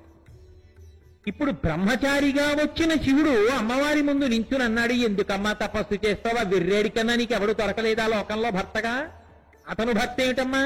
సరళాక్షియాతడు ధనవంతుడందుమా కోరివేడిన కాని కూడు లేదు, చిన్నారులలోన చిన్నవాడందుమా ఏనాటి వాడుకో ఎరుకలేదు, ఆకారమునాతడు బలి మేటియందుమా ఆకారమెట్టిదో అరయరాదు, కులగోత్రములు రెండు తెలియుదమందుమా తల్లిదండ్రులెప్పుడు ధరణి లేరు, పిలుప ఒంటివాడు దేవుండు చూడడే మాయచేతో కపట మంత్రములను నిన్ను ఎట్లు మరగించుకున్నాడో కాని నీకు తగినవాడు కాడు కాడు అన్నాడు. ఓ పార్వతి పిచ్చిదానా, పర్వతరాజపుత్రి, పరమశివుడి గురించి తపస్సా? అంతకన్నా పనికి మాలిన వాళ్ళు లోకంలో ఉంటారా? ఆయన గురించి తపస్సు ఏమిటమ్మా, ఆయనతో పెళ్ళేయటమ్మా నీకు? ఆయన ఏమైనా ధనవంతుడు అందామా? కోరివేడిన కాని కూడు లేదు ఆది భిక్షువు. ఆయన ఎప్పుడూ భిక్షాపాత్ర పట్టుకుని భిక్షాటన చేస్తుంటాడు. అంటే ఆయన కర్మ కాలిపోయి భిక్షాటన చేస్తున్నాడు అనుకోకూడదు. ఆయన పట్టుకునేది బ్రహ్మకపాలం. ఊరే మీ బుద్ధి నా యందు పెట్టండి రా, నేను ఉన్నాను రా, అనుగ్రహిస్తానని చెప్పడానికి, మన బుద్ధి పెట్టమని అడగడానికి భిక్షువుగా వస్తాడు. కాదు, అన్నం పెట్టే అధికారం అన్నపూర్ణ అని తన భార్యకి కట్టబెట్టాడు. ఎందుకనంటే ఇంట్లో ఎవరికైనా అన్నం పెట్టాలంటే భార్య పెడుతుంది. తన బిడ్డలకి తల్లిగా యజమాని భార్య పెడుతుంది. నా భార్య నా బిడ్డలకి తల్లి కనుక వాళ్ళ ఆకలి ఆమె చూస్తుంది. కడుపు తడివి బిడ్డల కడుపు తడివి ఆకలి చూసి అన్నం పెడుతుందని అన్నపూర్ణని చేశాడు. ఆడదాని దగ్గరికి వెళ్ళి అన్నం అడగడమా అని లోకల్లో ఉన్న వాళ్ళు వెళ్ళడానికి సిగ్గుపడతారేమో అని, ఊరే పెద్ద మొగాన్ని నేనే పెడుతున్నాను మీకేం బెంగళా అని తాను మొదట నిలబడ్డాడు. నిలబడి అమ్మవారి దగ్గర భిక్షాపాత్ర పట్టుకుని ముందు నిలబడ్డాడు. అంతటి ఉదారుడు మహానుభావుడు. సరళాక్షి అతడు ధనవంతుడందుమా కోరివేడిన కాని కూడు లేదు. పోని చిన్నారులలోన చిన్నవాడందుమా ఏనాటి వాడుకో ఎరుకలేదు. మంచి వయసులో ఉన్నాడని చెప్తామంటే అసలు ఆయన పుట్టిన తేదీ తెలిసినవాడు ఎవరూ లేడు. ఎప్పుడు పుట్టాడో, ఆయనకి పుట్టుకేంటి, ఎప్పటి నుంచో ఉన్నవాడు. పోనీ ఆకారం ఇలా ఉంటుందని చెప్తామా? అసలు ఆయన ఆకారం ఏమిటో లోకంలో తెలిసినవాడు లేరు. 63 లీలామూర్తులున్నాయి లింగస్వరూపం, కాబట్టి ఆయన ఆకారం తెలియదు. పోనీ కులము గోత్రము చెప్తామా? ఆయన తల్లి తండ్రి లోకంలో ఎక్కడున్నారో, ఎప్పుడున్నారో, ఎవరున్నారో ఎవరికి తెలియదు. అలాంటి వాడితో పెళ్ళేమిటమ్మా? పిలుపనొంటివాడు దేవుణ్ణి చూడడే. అలాంటి వాడి పట్ల మనసు పారేస్తున్నావా? అమ్మా, మాయ చేతో కపట మంత్రములను నిన్ను ఎట్లు మరగించుకున్నాడో కాని తగినవాడు కాడు కాడు. మాయ చేతో కపట మంత్రం చేతో నిన్ను వశీకరణం చేశాడు, నీకు తగినవాడు కాడమ్మా. వింది ఆ తల్లి. అప్పటికి పెళ్ళయిందా? పరమశివుడు భర్తగా ఉన్నాడా? ఆవిడంది, వీడట బ్రహ్మచారియట, వీణుల పెట్టగరాని మాటలే ఆడుచునున్నవాడు, మదనాంధుడు వీడు, నమశివాయుండాడగవద్దు. కపటాత్ముని వీని ఇచ్చట నుండనీక పండ్లోడగవేసి ద్రొబ్బుడని నుగ్రత పలికిన కాంతలందరం. ఏం మామూలుగా మాట్లాడలేదు ఆవిడ. ఆవిడంది, వీడట బ్రహ్మచారియట, వీడు బ్రహ్మచారిట, వీడికి అసలు శివతత్వం తెలియదు, వీడు శివుణ్ణి నింద చేస్తున్నాడు నా దగ్గరికి వచ్చి. వీడట బ్రహ్మచారియట, వీణుల పెట్టగరాని మాటలే ఆడుచునున్నవాడు, చెవులలో పడకూడని మాటలన్నీ మాట్లాడుతున్నాడు శివనింద చేస్తూ.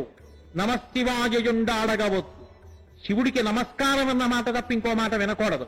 కపటాత్తుని వీని ఇచ్చట నుండనీక పండ్లూడగా వేసి ద్రొబ్బుడని, వీడిని ఇక్కడ ఉండనివ్వకుండా ఈ కపటాత్ముడిని పళ్ళు రాలగొట్టి ఈడ్చోసబారే. చెలికెత్తెలందరూ వచ్చి మీద పడ్డారు. అప్పుడు పరమశివుడు తన నిజస్వరూపాన్ని చూపిస్తే స్తోత్రం. కాబట్టి ఆ తల్లి పక్కన పరమశివుడు భర్తగా ఉంటే పాతివ్రత్యం కాదు, ఆమె బాలాస్వరూపిణిగా ఉన్నా కుమారిగా ఉన్నా ఆమె యొక్క పాతివ్రత్యం అంత గొప్పది. అంటే ఆమె ఎప్పుడూ ఆయనకే అంతటి మహాపతివ్రత, అంతటి మహాపతివ్రతా స్వరూపం కనుకనే శంకరాచార్యుల వారంతటి వారు సౌందర్యలహరిలో ఆవిడ్ని ఎంత చక్రవర్తిని అని చెప్పినా, ఎంత పరిపాలకురాలని చెప్పినా చిట్ట చివరికి తీసుకెళ్లి ఒక మాట చెప్పారు. మహామాయా విశ్వంభ్రమయతి పరబ్రహ్మ మహిషి అన్నారు. ఒక ఆడదాని గౌరవం అంతా ఇల్లాలు గాని, అందుకే పరబ్రహ్మానికి ఆవిడ ఇల్లాలు అన్నారు. అంతటి జగదాచార్యులు లోకానికి పతివ్రతా ధర్మం నేర్పకుండా, ఆడదాని సతీధర్మం నేర్పకుండా ఎలా పూర్తి చేస్తారు? అందుకే పరబ్రహ్మ మహిషి అంటూ పూర్తి చేశారు. ఆ తల్లి శైలపుత్రి అన్న పేరుతో ఈ లోకంలోకి వచ్చి ఇన్ని విశేషాలు నడిపించి ఆ తర్వాత పార్వతీ కళ్యాణం జరిగి పరమశివుడి పక్కకి చేరి. అంటే ఒక్క శైలపుత్రి అన్న పేరుతో దుర్గా ఒక రూపాన్ని పొందితే లోకానికి ఎన్ని విశేషాలు తెలియచేసింది. ఆమె తత్వాన్ని, ఎంతటి తత్వాన్ని లోకానికి తెలియచేసింది. ఇది దుర్గా వైభవంలో ఆమె యొక్క నవదుర్గా స్వరూపంలో మొదటిదైనటువంటి శైలపుత్రి స్వరూపం. రెండవది బ్రహ్మచారిణీ స్వరూపము అని పిలుస్తారు.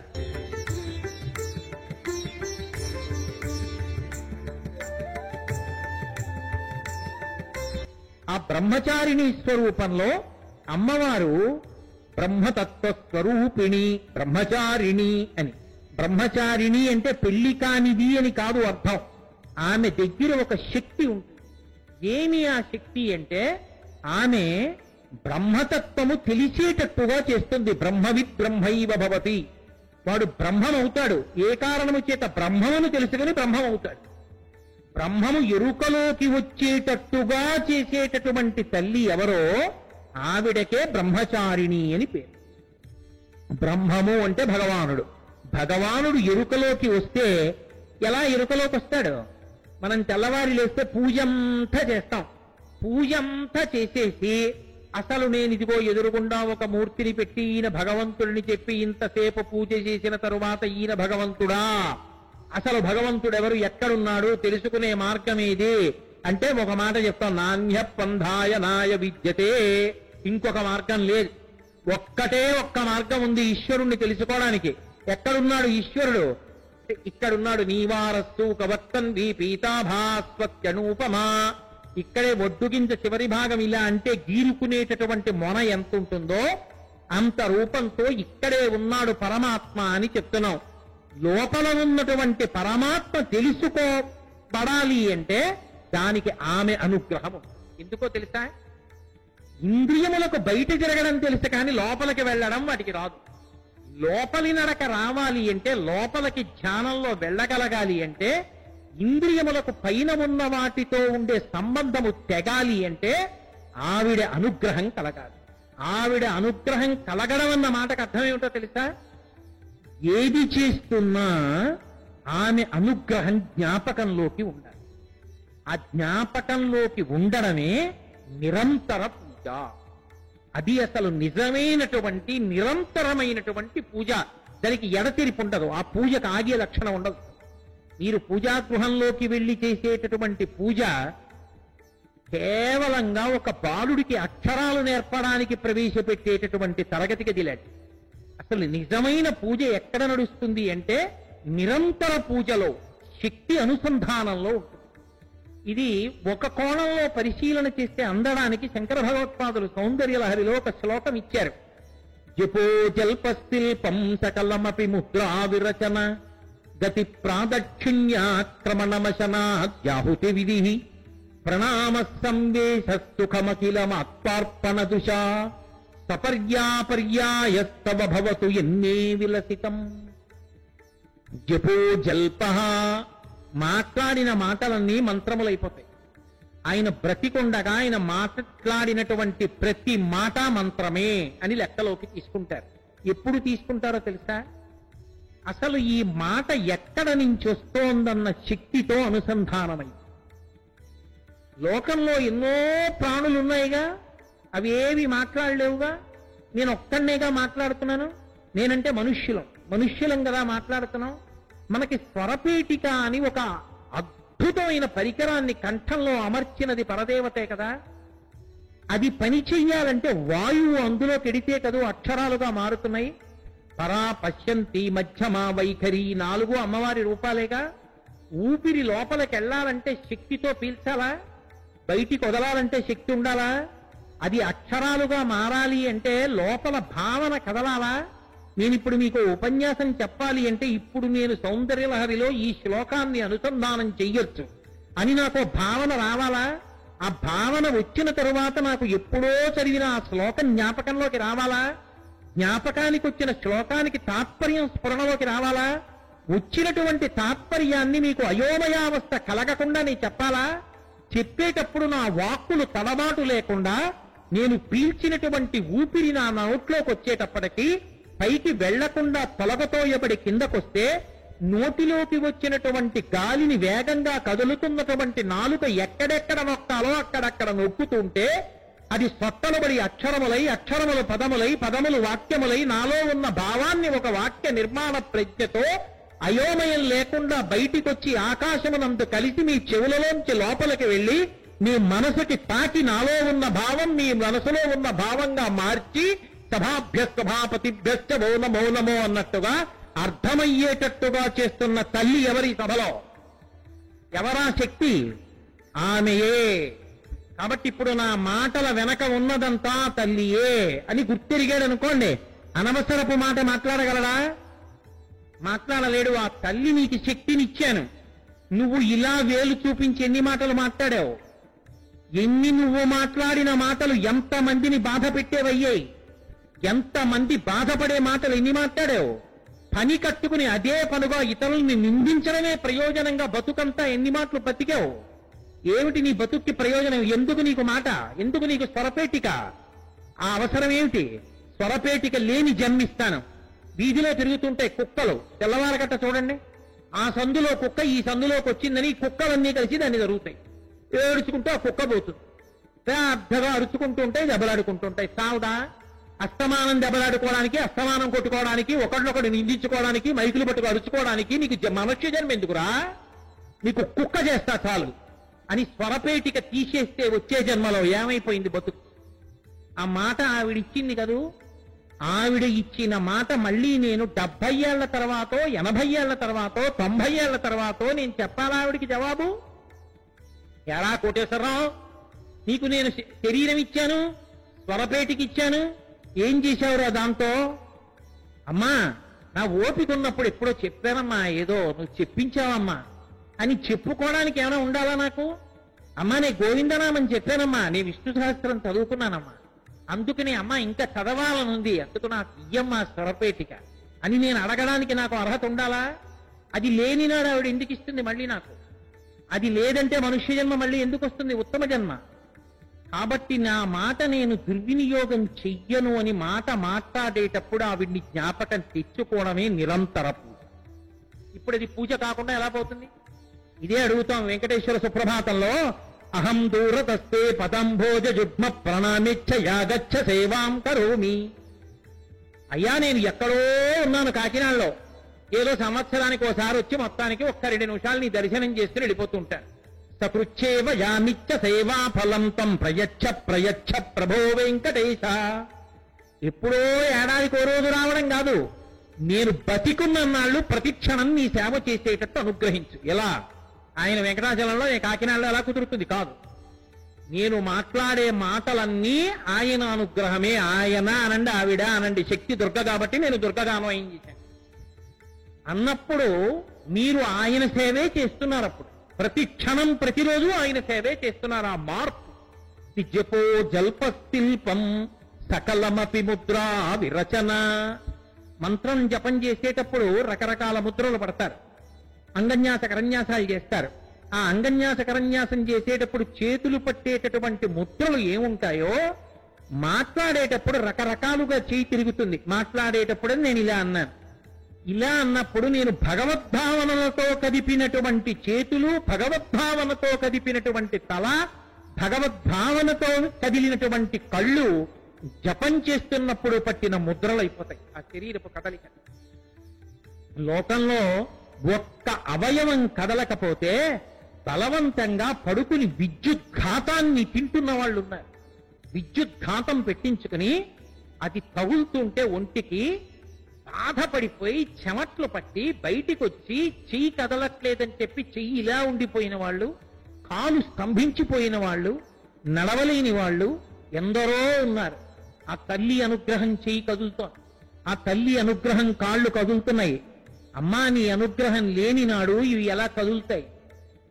కదలట్లేదని బెంగ పెట్టుకున్న వాళ్ళు ఎందరో ఉన్నారమ్మా. కదిలేటట్టు చేసిన దానివి నువ్వు. యాదేవి సర్వభూతేషు శక్తి రూపేణ సంస్థిత నమస్తస్యై నమస్తస్యై నమస్తస్యై నమో నమః. కాబట్టి అమ్మా, నా కదలికలు లోకానికి భంగపాటు కలిగించేవి, బాధ పెట్టేవిగా మార్చను. నువ్విచ్చిన ఈ కదలికలు లోకము యొక్క ప్రయోజనం కొరకు వాడతాను. విశ్వమునందు విశ్వనాథుణ్ణి చేసి సేవిస్తాను అన్నవాడు తన కదలికల వెనక అమ్మవారి యొక్క అనుగ్రహాన్ని గుర్తు తెచ్చుకున్నాడు నాడు నిరంతరం. కాబట్టి జపో జల్పశిల్పం సకలమపి ముద్రా విరచన గతి ప్రాదక్షిణ్య. శంకరాచార్యులు వారు ఇదే ఒక చోట చెప్తారు, మాతా చ పార్వతీదేవి పితాదేవో మహేశ్వర బాంధవా శివభక్తాశ్చ స్వదేశో భువనత్రయం అంటూ, అమ్మా నేను ఎక్కడెక్కడ నడిచినా కూడా అది ప్రదక్షిణమగుగాక అంటారు. కాళ్ళకి శక్తి ఉంటే కదూ ప్రదక్షిణం చేయడం. ఎక్కడ నిష్కారణంగా పనున్నా లేకపోయినా ఉత్తినే ఏదో ఇక్కడి నుంచి అక్కడికి నడుస్తూ ఉండడం, అక్కడి నుంచి ఇక్కడికి నడుస్తూ ఉండడం, ఆ దిక్కుమాలిన నడకలు కావు, పనికి మాలిన నడకలు. ఆ నడక దేనికి పనికి రావాలంటే అమ్మవారు ఇచ్చినటువంటి ఈ నడక యొక్క శక్తి ఆవిడిచ్చింది కాబట్టి ఆ శక్తి ఖర్చు పెట్టినప్పుడు నేను నడిచిన నడక 10 మంది హితము కొరకైనదై ఉండాలి. నేను నడిచి వెడితే ఒకడికి ఉపశాంతి కలగాలి. నేను నడిచి వెళ్లి నించుంటే ఆయన ఉన్నారు మనకేమిటనిపించాలి. నా వెనక 10 మంది నడిస్తే ఆయన ఉన్నాడ్రా ముందు నడిపించేవాడని వాడు కళ్ళు మూసుకుని నా వెంట నడవగలగాలి. నా నడక 10 మందికి ఆదర్శప్రాయము కావాలి. నా అడుగుజాడలు 100 మంది నడవడానికి యోగ్యములు కావాలి. అలా నడవాలంటే నడవడానికి ఎవరు శక్తినిచ్చారో ఆ శక్తిని నిరంతరము గుర్తుపెట్టుకుని నడిచిన వాడెవడో వాడు నిరంతర పూజ చేస్తాడు. కాబట్టి గతి ప్రాదక్షిణ్య క్రమణమశనాజాహుతి విధి ఎంత అద్భుత నిర్మాణం అంటే అసలు ఆ పరమేశ్వరుడిది. ఇంత మెత్తటి నోర, ఇంత మెత్తటి నాలుక, దాని మీద లక్షల రసాంకురముల, మధ్యలోనేమో కఠినమైన దంతపంచ, మెత్తటి నాలుక, అందులోంచి లాలాజనం ఊరుతూ ఉండడమా, 4 రకాలైనటువంటి పదార్థాల్ని నాలుక మీద పెడితే నాలుక తోస్తూ ఉంటే దంతములు మెత్తగా నవ్వులుతుంటే అందులోకి లాలాజనం కలిసి అందులో ఉన్న మ్యూకస్సు టైలిన్ను అనబడేటటువంటి 2 పదార్థముల యొక్క జిగురు చేత ఆ ముద్ద లోపలికి జారిపోవడమా, కంఠంలోంచి కడుపులోకి వెళ్లిన తరువాత లోపల కవ్వం తిప్పినట్టుగా తిప్పడమా, తిప్పి బాగా గుజ్జయిన తర్వాత అందులో ఉన్న సారాన్ని ప్రేగులు లాక్కుని నెత్తులు చేయడమా, పనికి మాలిన పిప్పినంతటినీ ఓ పక్కన పెట్టడమా, పెద్ద ప్రేగుల్లో తెల్లవారి నిద్ర లేచేటప్పటికి సంవరణీకంఠరములు సడలిపోయి లోపల ఉన్నటువంటి పిప్పి అంతా కూడా అంత దుర్గంధభూయిష్టంగా ఉన్నది బయటికి వెళ్ళిపోయేటటువంటి అవకాశాన్ని కల్పించడమా, బయటికి వస్తే అంత దుర్వాసన కొట్టేది కడుపులో ఉంటే పైకి ఎక్కడా వాసన లేకుండా దాచగలిగినటువంటి అద్భుతమైన గిడ్డంగిని నిర్మించిన వాడు వాడా. ఇంత గొప్పగా నోటిని నిర్మాణం చేస్తే మనం ఇవాళ పప్పని, కూరని, పచ్చడని, పులుసని, మధుర పదార్థమని, పులిహారని, చక్కెర పొంగలని, ఇంకొకటని తీసుకెళ్లి నాలుక మీద పెడితే నవిలి లోపలికి వెళ్ళిపోతే కాసేపైన తరువాత నాకే దగ్గొచ్చి నేను తిన్న పదార్థాలన్నీ పెరుగు తింటుండగా బయటికి వచ్చేస్తే మీరు తిన్న బూరి, మీరు తిన్న గారి, మీరు తిన్న పప్పు, మీరు తిన్న కూరేగా మళ్ళీ తినండి అంటే తినను కదా. ఇన్ని కలిసి లోపలికెళ్లి పుల్లకంపు కొడుతున్న అమాశయ పాకాన్ని జీర్ణం చేస్తున్నవాడు వాడా. అమ్మవారు లోపల శక్తిగా కూర్చుని జీర్ణం చేస్తోందా? అంత గొప్ప తల్లి ఇక్కడ కూర్చుని శక్తి రూపంగా ఉండి తిన్న ఆహారాన్ని పచనం చేస్తుంటే ఆవిడికి ముందు హవిస్తివ్వద్దు.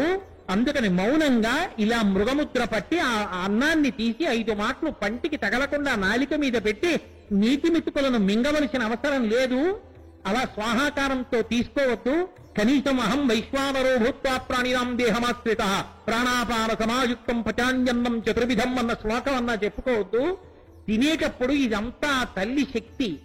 ఇక్కడ పంటగా పండింది ఆవిడ, అగ్నిహోత్రం మీద పచనం చేసింది ఆవిడ, నీరుగా ఉన్నది ఆవిడ, లోపలికి తోస్తున్నది ఆవిడ, జీర్ణం చేస్తున్నది ఆవిడ, శక్తినిచ్చింది ఆవిడ, పిప్పిని బయటికి తోసింది ఆవిడ, ఇన్ని చేస్తున్నది ఆవిడ అని గుర్తు తెచ్చుకుని నమస్కారం చేసి తిన్నవాడెవరున్నాడో వాడు లోపల ఉన్న అగ్నిహోత్రంలోకి హవిస్సుని వేసి ప్రతి పూట యజ్ఞం చేసిన సోమయాజి.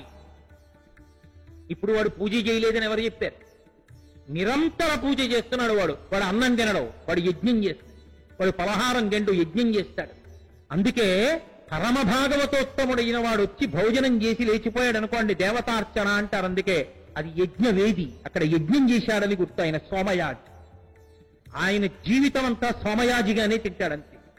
కాబట్టి జపో జల్ప శిల్పం సకలమపి ముద్రా విరచన గతి ప్రాదక్షిణ్య క్రమణవచన జాహుతి విధి ప్రణామ సందేశ సుఖమఖిలమత్పర్పణ దృశ. ఇవేనా ఎన్ని సుఖాలు ఇచ్చిందో? కారు ఇచ్చింది, పెట్రోల్ ఇచ్చింది, ఇల్లు ఇచ్చింది, ఏసీ ఇచ్చింది, కరెంట్ ఇచ్చింది, ఫ్యాన్ ఇచ్చింది, లైట్ ఇచ్చింది, మైక్ ఇచ్చింది, బల్ల ఇచ్చింది, లాల్చి ఇచ్చింది, పంచి ఇచ్చింది. ఎన్ని ఇచ్చింది కనుక ఇన్ని ఇచ్చింది కాబట్టి వీటికి నేను ఏం చేయాలో తెలియక నేల మీద పడి ఒక్క నమస్కారం చేస్తాను. అమ్మ పడుకోబోయే ముందు ఒక్కసారి ఆ శివనామం గుర్తు తెచ్చుకుని పడుకు, శ్రీహరినామం చెప్పుకుంటూ లేస్తూ. ఇలా అనుకుని పడుకున్నవాడెవరో వాడి పడక సమాధి. వాడు లేచింది పూజ, తిరిగింది పూజ, తిన్నది పూజ, ఆ తర్వాత మాట్లాడింది పూజ, పట్టింది ముద్ర. వాడు అసలు పూజ చేయకుండా ఎప్పుడున్నాడు? ఈ భావన లోపల పొంగు పెరిగిపోతే పూజ చేసేటప్పుడు ఆ పొంగు ప్రకటన. అబ్బా, నా తల్లి పాదములని పరవశించిపోతూ ఆ పువ్వులు వేస్తాడు. మా అమ్మకి గంధం రాస్తున్నానని పరవశించిపోతూ గంధం అలుస్తాడు. మా అమ్మకి పారాణి పెడుతున్నానని పరవశించిపోయి పారాణి పెడతాడు. మా అమ్మ కాళ్ళు కడిగిన నీళ్లు అని పరవశంతో ఆ నీళ్లు పుచ్చుకుంటాడు. అలా పూజ చేయడం అలవాటు పడితే మూకశంకరులు అన్నారు, మూక పంచశతి ఆర్యాశతకంలో ఉంది, ఆర్యాశతకంలోదేమో బహుశः ఆయన ఓ మాట అంటారు, జంతోస్తవ పద పూజన సంతోష తరంగితస్య కామాక్షి బంధో యది భవతి పునః సింధోరంభస్సు బభ్రమీతి శిలా అన్నారు. అమ్మా ఓ కామాక్షి, కామాక్షి దుర్గా అని కాదు, రెండు ఒకటే. ఓ దుర్గా, అసలు లోకంలో జంతో స్తవపద పూజన సంతోష తరంగితస్య కామాక్షి, ఏడుస్తూ చేయకూడదు పూజ, పరమ సంతోషంతో హస్తయో అర్ఘ్యం సమర్పయామి అనేటప్పటికీ ఎర్రటి నా తల్లి చెయ్యి, ఆవిడ పెట్టుకున్న ఉంగరాలు, లోకాలని కాపాడగలిగినటువంటి తల్లి, మృణాళీ వృద్వీనాం తవ భుజలతానాం చతసనాం అని శంకరాచార్యుల వారు పొంగిపోయిన చెయ్యి, ఆ చెయ్యి ఇలా పడితే అందులో నీళ్లు పోస్తే నా తల్లి చెయ్యి ఇలా కడుక్కుని పక్కన ఉన్న మెత్తటి బట్టకి ఒత్తుకుంటే అసలే ఎర్రటి చెయ్యి ఇంకా ఎర్ర పడితే ఏదో పారిజాతాపహరణలో నంది తిమ్మన గారు తన చెక్కుల కుంకుమ పత్రభంగ సంజనిత నవీన కాంతి వెరజల్లక గద్గత కిన్న కంటి అయ్యి అంటాడు సత్యభామని. అలా ఇంకొంచెం ఎర్రబడిపోతే ఆ తల్లి యొక్క చెయ్యి, అలాంటి చెయ్యి కలిగినటువంటి తల్లి యొక్క చెయ్యి చూసి మురిసిపోయి ఆనందపడిపోతుంటాడే. హస్తయోహ అర్ఘ్యం సమర్పయామి అందరం అంటాం, అదొక్కటి అని అలా కూర్చుని అబ్బో అని పరవశించిపోతుంటే, ఏ నాన్నా అని అమ్మవారి ఇలా బుగ్గలు పట్టుకుని, ఏరా తర్వాత ఉపచారం చెయ్యి అంటే అమ్మ పుట్టుకున్న బుగ్గలని పొంగిపోతుంటే కొడుగ్గా అలా పూజ చేసిన వాడున్నాడే, వాడు సంతోష తరంగితస్య కామాక్షి, వాడు సంతోష తరంగములతో చేస్తున్నాడు ఆ పూజ. అలాంటి వాడున్నాడే, వాడు బంధో యది భవతి పునః, వాడు కాని మళ్ళీ పుట్టడం అంటూ జరిగితే సింధో రంభస్సు భ్రమీతి శిలా, సముద్రం మీద పెద్ద గుండురాయి వేస్తే తేలినట్టే. అది ఎంత అసంభవం, వాడు మళ్ళీ పుట్టడం అంత అసంభవం. అంటే ఇక వాడు పుట్టడు. వాడు పుట్టడు అన్న మాటకు అర్థం ఏమిటంటే చిరంజీవన్నేవ కపిత పశుపాశవ్యతికర అంటారు శంకరాచార్యుల వారు సౌందర్యలహరిలో. అంత సంతోషంతో అమ్మవారిని అర్చన చేసినటువంటి కారణం చేత కలిగినటువంటి చిత్తశుద్ధి వలన ఏర్పడిన పాత్రత వలన పరమశివుని యొక్క నిర్హేతుక కృపాకటాక్ష వీక్షణముల చేత కలిగినటువంటి జ్ఞానము వలన మళ్లీ పుట్టవలసినటువంటి అవసరం లేని పునరావృత్తి రహిత జీవసాయుధ్య స్థితిని పొందడానికి కావలసిన యోగ్యతని పొంది తరించిపోతున్నాడు. అది బ్రహ్మచారిణి, బ్రహ్మతత్వస్వరూపిణి దేవి. ఆ తల్లి ఉన్నదే, ఆమె అలా అనుగ్రహించగలదు. ఎవరు ఆమె పాదములు పట్టుకున్నారో వాళ్ళనటు నడుపుతుంది. అదే నేను నిన్న మీతో మనవి చేసి, గోవిందరాజస్వామి గుళ్ళో మధుకైటములు ఎందుకుంటారో అదే చెప్పా. విష్ణు ఎంత సహజంగా ఉన్నాడో ఆయన చెవి గులివి కూడా అంత సహజంగా ఉంది. భగవంతుణ్ణి పట్టుకుందామన్న కోరిక ఎప్పుడుందో, పట్టుకోవడానికి మనని అనుగ్రహించకుండా యువతలకి లాగేసేటటువంటి ఒత్తిళ్లు కూడా అలాగే సహజంగా ఉంటాయి. భక్తి ఎప్పుడు ప్రారంభమైందో దానిలో వైక్లభ్యాలు కూడా అప్పుడే ప్రారంభం. భగవంతుణ్ణి పట్టుకుందామంటే మనసు ఎట్టోపోతుంది, రెండూ కలిపే మొదలవుతాయి. ఈ మధుకైటముల్ని ఎవరు చంపాలి? అమ్మవారు చంపుతుంది. రాత్రి సూక్తం చేశారు అప్పుడు, అందుకే దుర్గా సప్తశతిలో అమ్మవారి అనుగ్రహంతో స్థితికారుడైన విష్ణువు సంహరిస్తారు. అంటే మనం భగవంతుని పట్టుకోవాలనుకున్నప్పుడు పట్టుకోకుండా అడ్డొస్తున్న బలహీనతల్ని పోగొట్టేవాడు కూడా వాడే. వాడి మీదే వెయ్యాలి ఆ భారం, అంతే తప్ప అది పోగొట్టడానికి మన ప్రయత్నం ఉండదు. మళ్ళీ బాగా జ్ఞాపకం పెట్టుకున్నారా? మన ప్రయత్నంతో పోగొట్టుకోవడం ఉండదు, భక్తి చేతనే పోగొట్టుకుంటారు. అందుకు మధుకైటములు వస్తారు. సప్త శతిలో కూడా, దుర్గా సప్తశతిలో కూడా ప్రారంభంలోనే మధుకైటభ వృత్తాంతం చెప్పడానికి కారణం అదే. భక్తికి పక్కన వెంటనే ఉండేది అదే. భగవంతుడు ఎంత సహజమో నేను నాది అంత సహజమో ఆయన అనుగ్రహంలోనే మళ్ళీ నేను నాది వాడు వాడిది కింద మారి, ఆ వాడు వాడిది అన్నప్పుడు అంతా నివేదనం అయిపోయింది. అయిపోవడంలో తరించిపోయాడు. ఇప్పుడు ఇక నేను నాది లేదు, వాడు వాడి అంతా వాడే. వాడు కానిదేం లేదు. పానీయంబులు త్రాగుతున్ కొడుతుతున్ భాషించుతున్ హాసలీలా నిద్రాదులు చేయుతున్ తిరుగుతున్ లక్షించుతున్ సంతత శ్రీనారాయణ పాదపద్యుగడీ చింతామృతాస్వాద సంధానుండై మరచంచురారిసుతుడే తద్విశ్వమున్ భూవరా. ఇది ఎక్కడి నుంచి ఎక్కడి వరకు వెళ్ళిపోతుంది అంటే, ఆ బ్రహ్మతత్వ స్వరూపిణి అయినటువంటి తల్లి బ్రహ్మాన్ని చేయడమే కాదు, నిరంతరం కాపాడుతుంది. ఆయన శరీరంతో ఉన్నంతసేపు ఆయన ఉన్నటువంటి స్థితిలో ఆయనని రక్ష చేస్తూ ఉంటుంది. శరీరంతో ఉంటాడు కానీ నేను ఆత్మని అన్న భావనతో ఉంటాడు. అందుకే అటువంటి వాళ్ళని ఏమని పిలుస్తారంటే నిత్యముక్తులు అంటారు. అంటే ఇక్కడే వాళ్ళు శరీరంతో ఉన్నా వాళ్ళు మోక్షాన్ని పొంది ఉన్నారు. శరీరం పడిపోయాక విదేహముక్తి. వారు శరీరం పడిపోయాక చనిపోయారు అనకూడదు, విదేహముక్తి పొందారంటే దేహం పడిపోయింది, ఇప్పుడు ఆత్మగా అంతటా నిండిపోయారు. కంచికామకోటి మహాస్వామి వారు ఎక్కడున్నారంటే విదేహముక్తిని పొంది వారు అంతటా నిండిపోయారు. శరీరము బృందావనంలో ఇప్పటికీ ఉన్నారు. మహాస్వామి ఇక్కడే కూర్చుని ఉన్నారు ఉన్నతమైన ఆసనం. కాబట్టి మహానుభావుడైనటువంటి వాడు ఆ స్థితిని పొందుతాడు. ఆ స్థితిని పొందేట్టు చేసేది ఆవిడే, శరీరంతో ఉన్నన్నాళ్లు రక్షించేది ఆవిడ.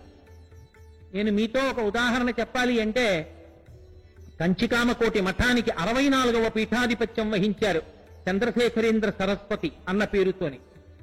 ఆయన ఒకానొకప్పుడు తంజావూరులో కూర్చునుండగా వాదన చేస్తామని కొంతమంది వచ్చారు ఆయన దగ్గరికి.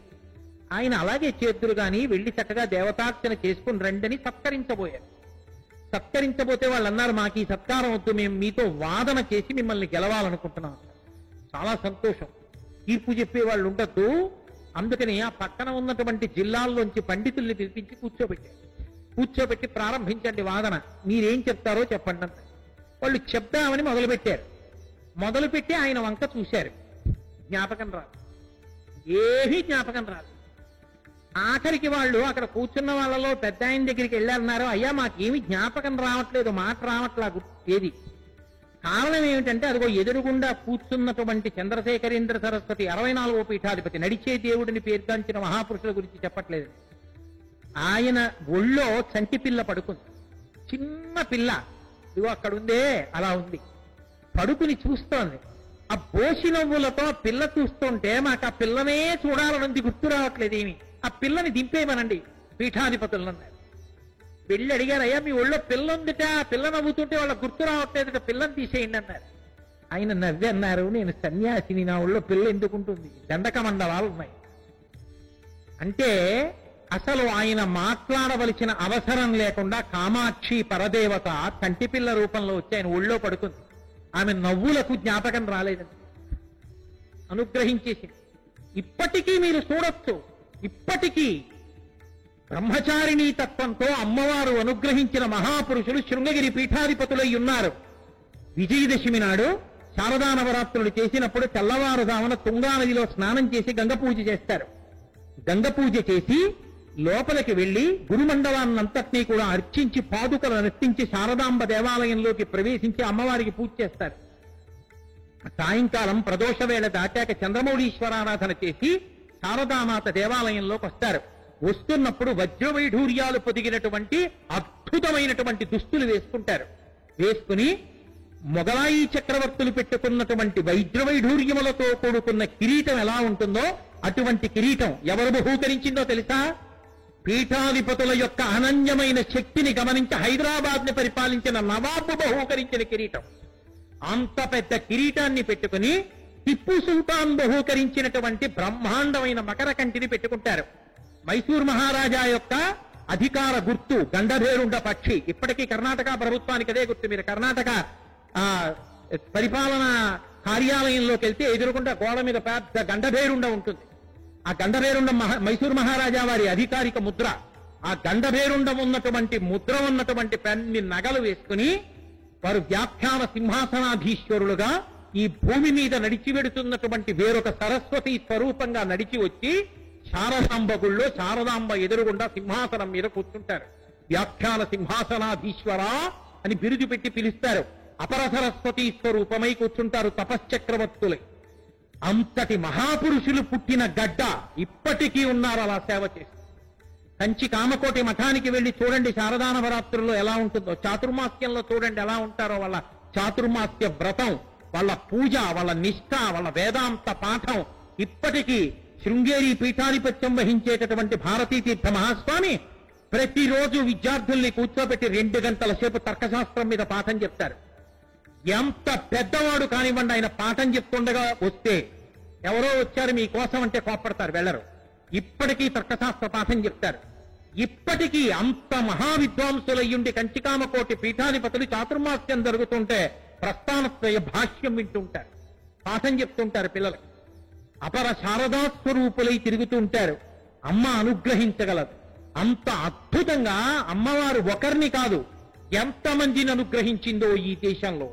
ఎంతమంది ఆ తల్లి యొక్క పరిపూర్ణమైనటువంటి అనుగ్రహానికి పాత్రులై ఆ తల్లి యొక్క అనుగ్రహాన్ని పొందారు. ఆ తల్లి యొక్క వైభవం ఎక్కడుంటుందంటే బ్రహ్మచారిణీ తత్వంగా.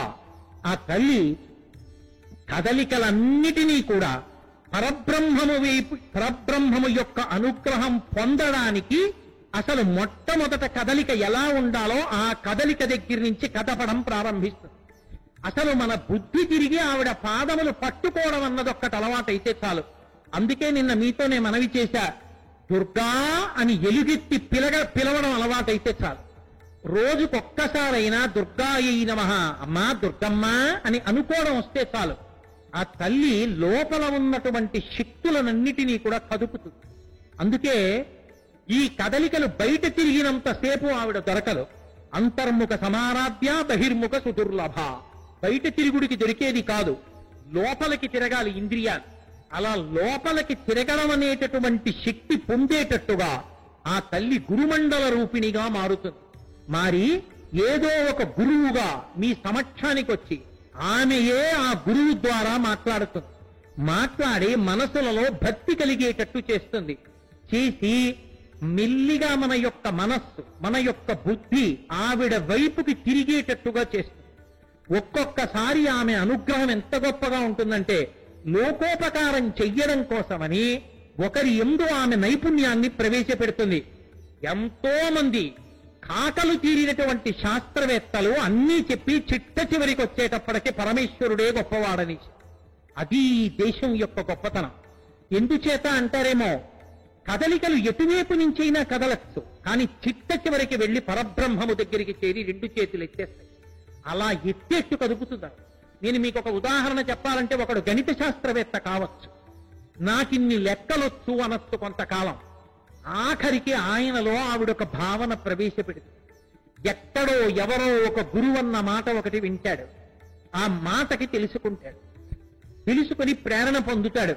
నేను ఇన్ని సంఖ్యలు చెప్తున్నాను, ఏదో లెక్క పెట్టినప్పుడు కోట్లు, కోట్లు కాదు మిలియన్లు, మిలియన్లు కాదు బిలియన్లు, బిలియన్లు కాదు ట్రిలియన్లు, ఇన్నని చెప్తున్నాను.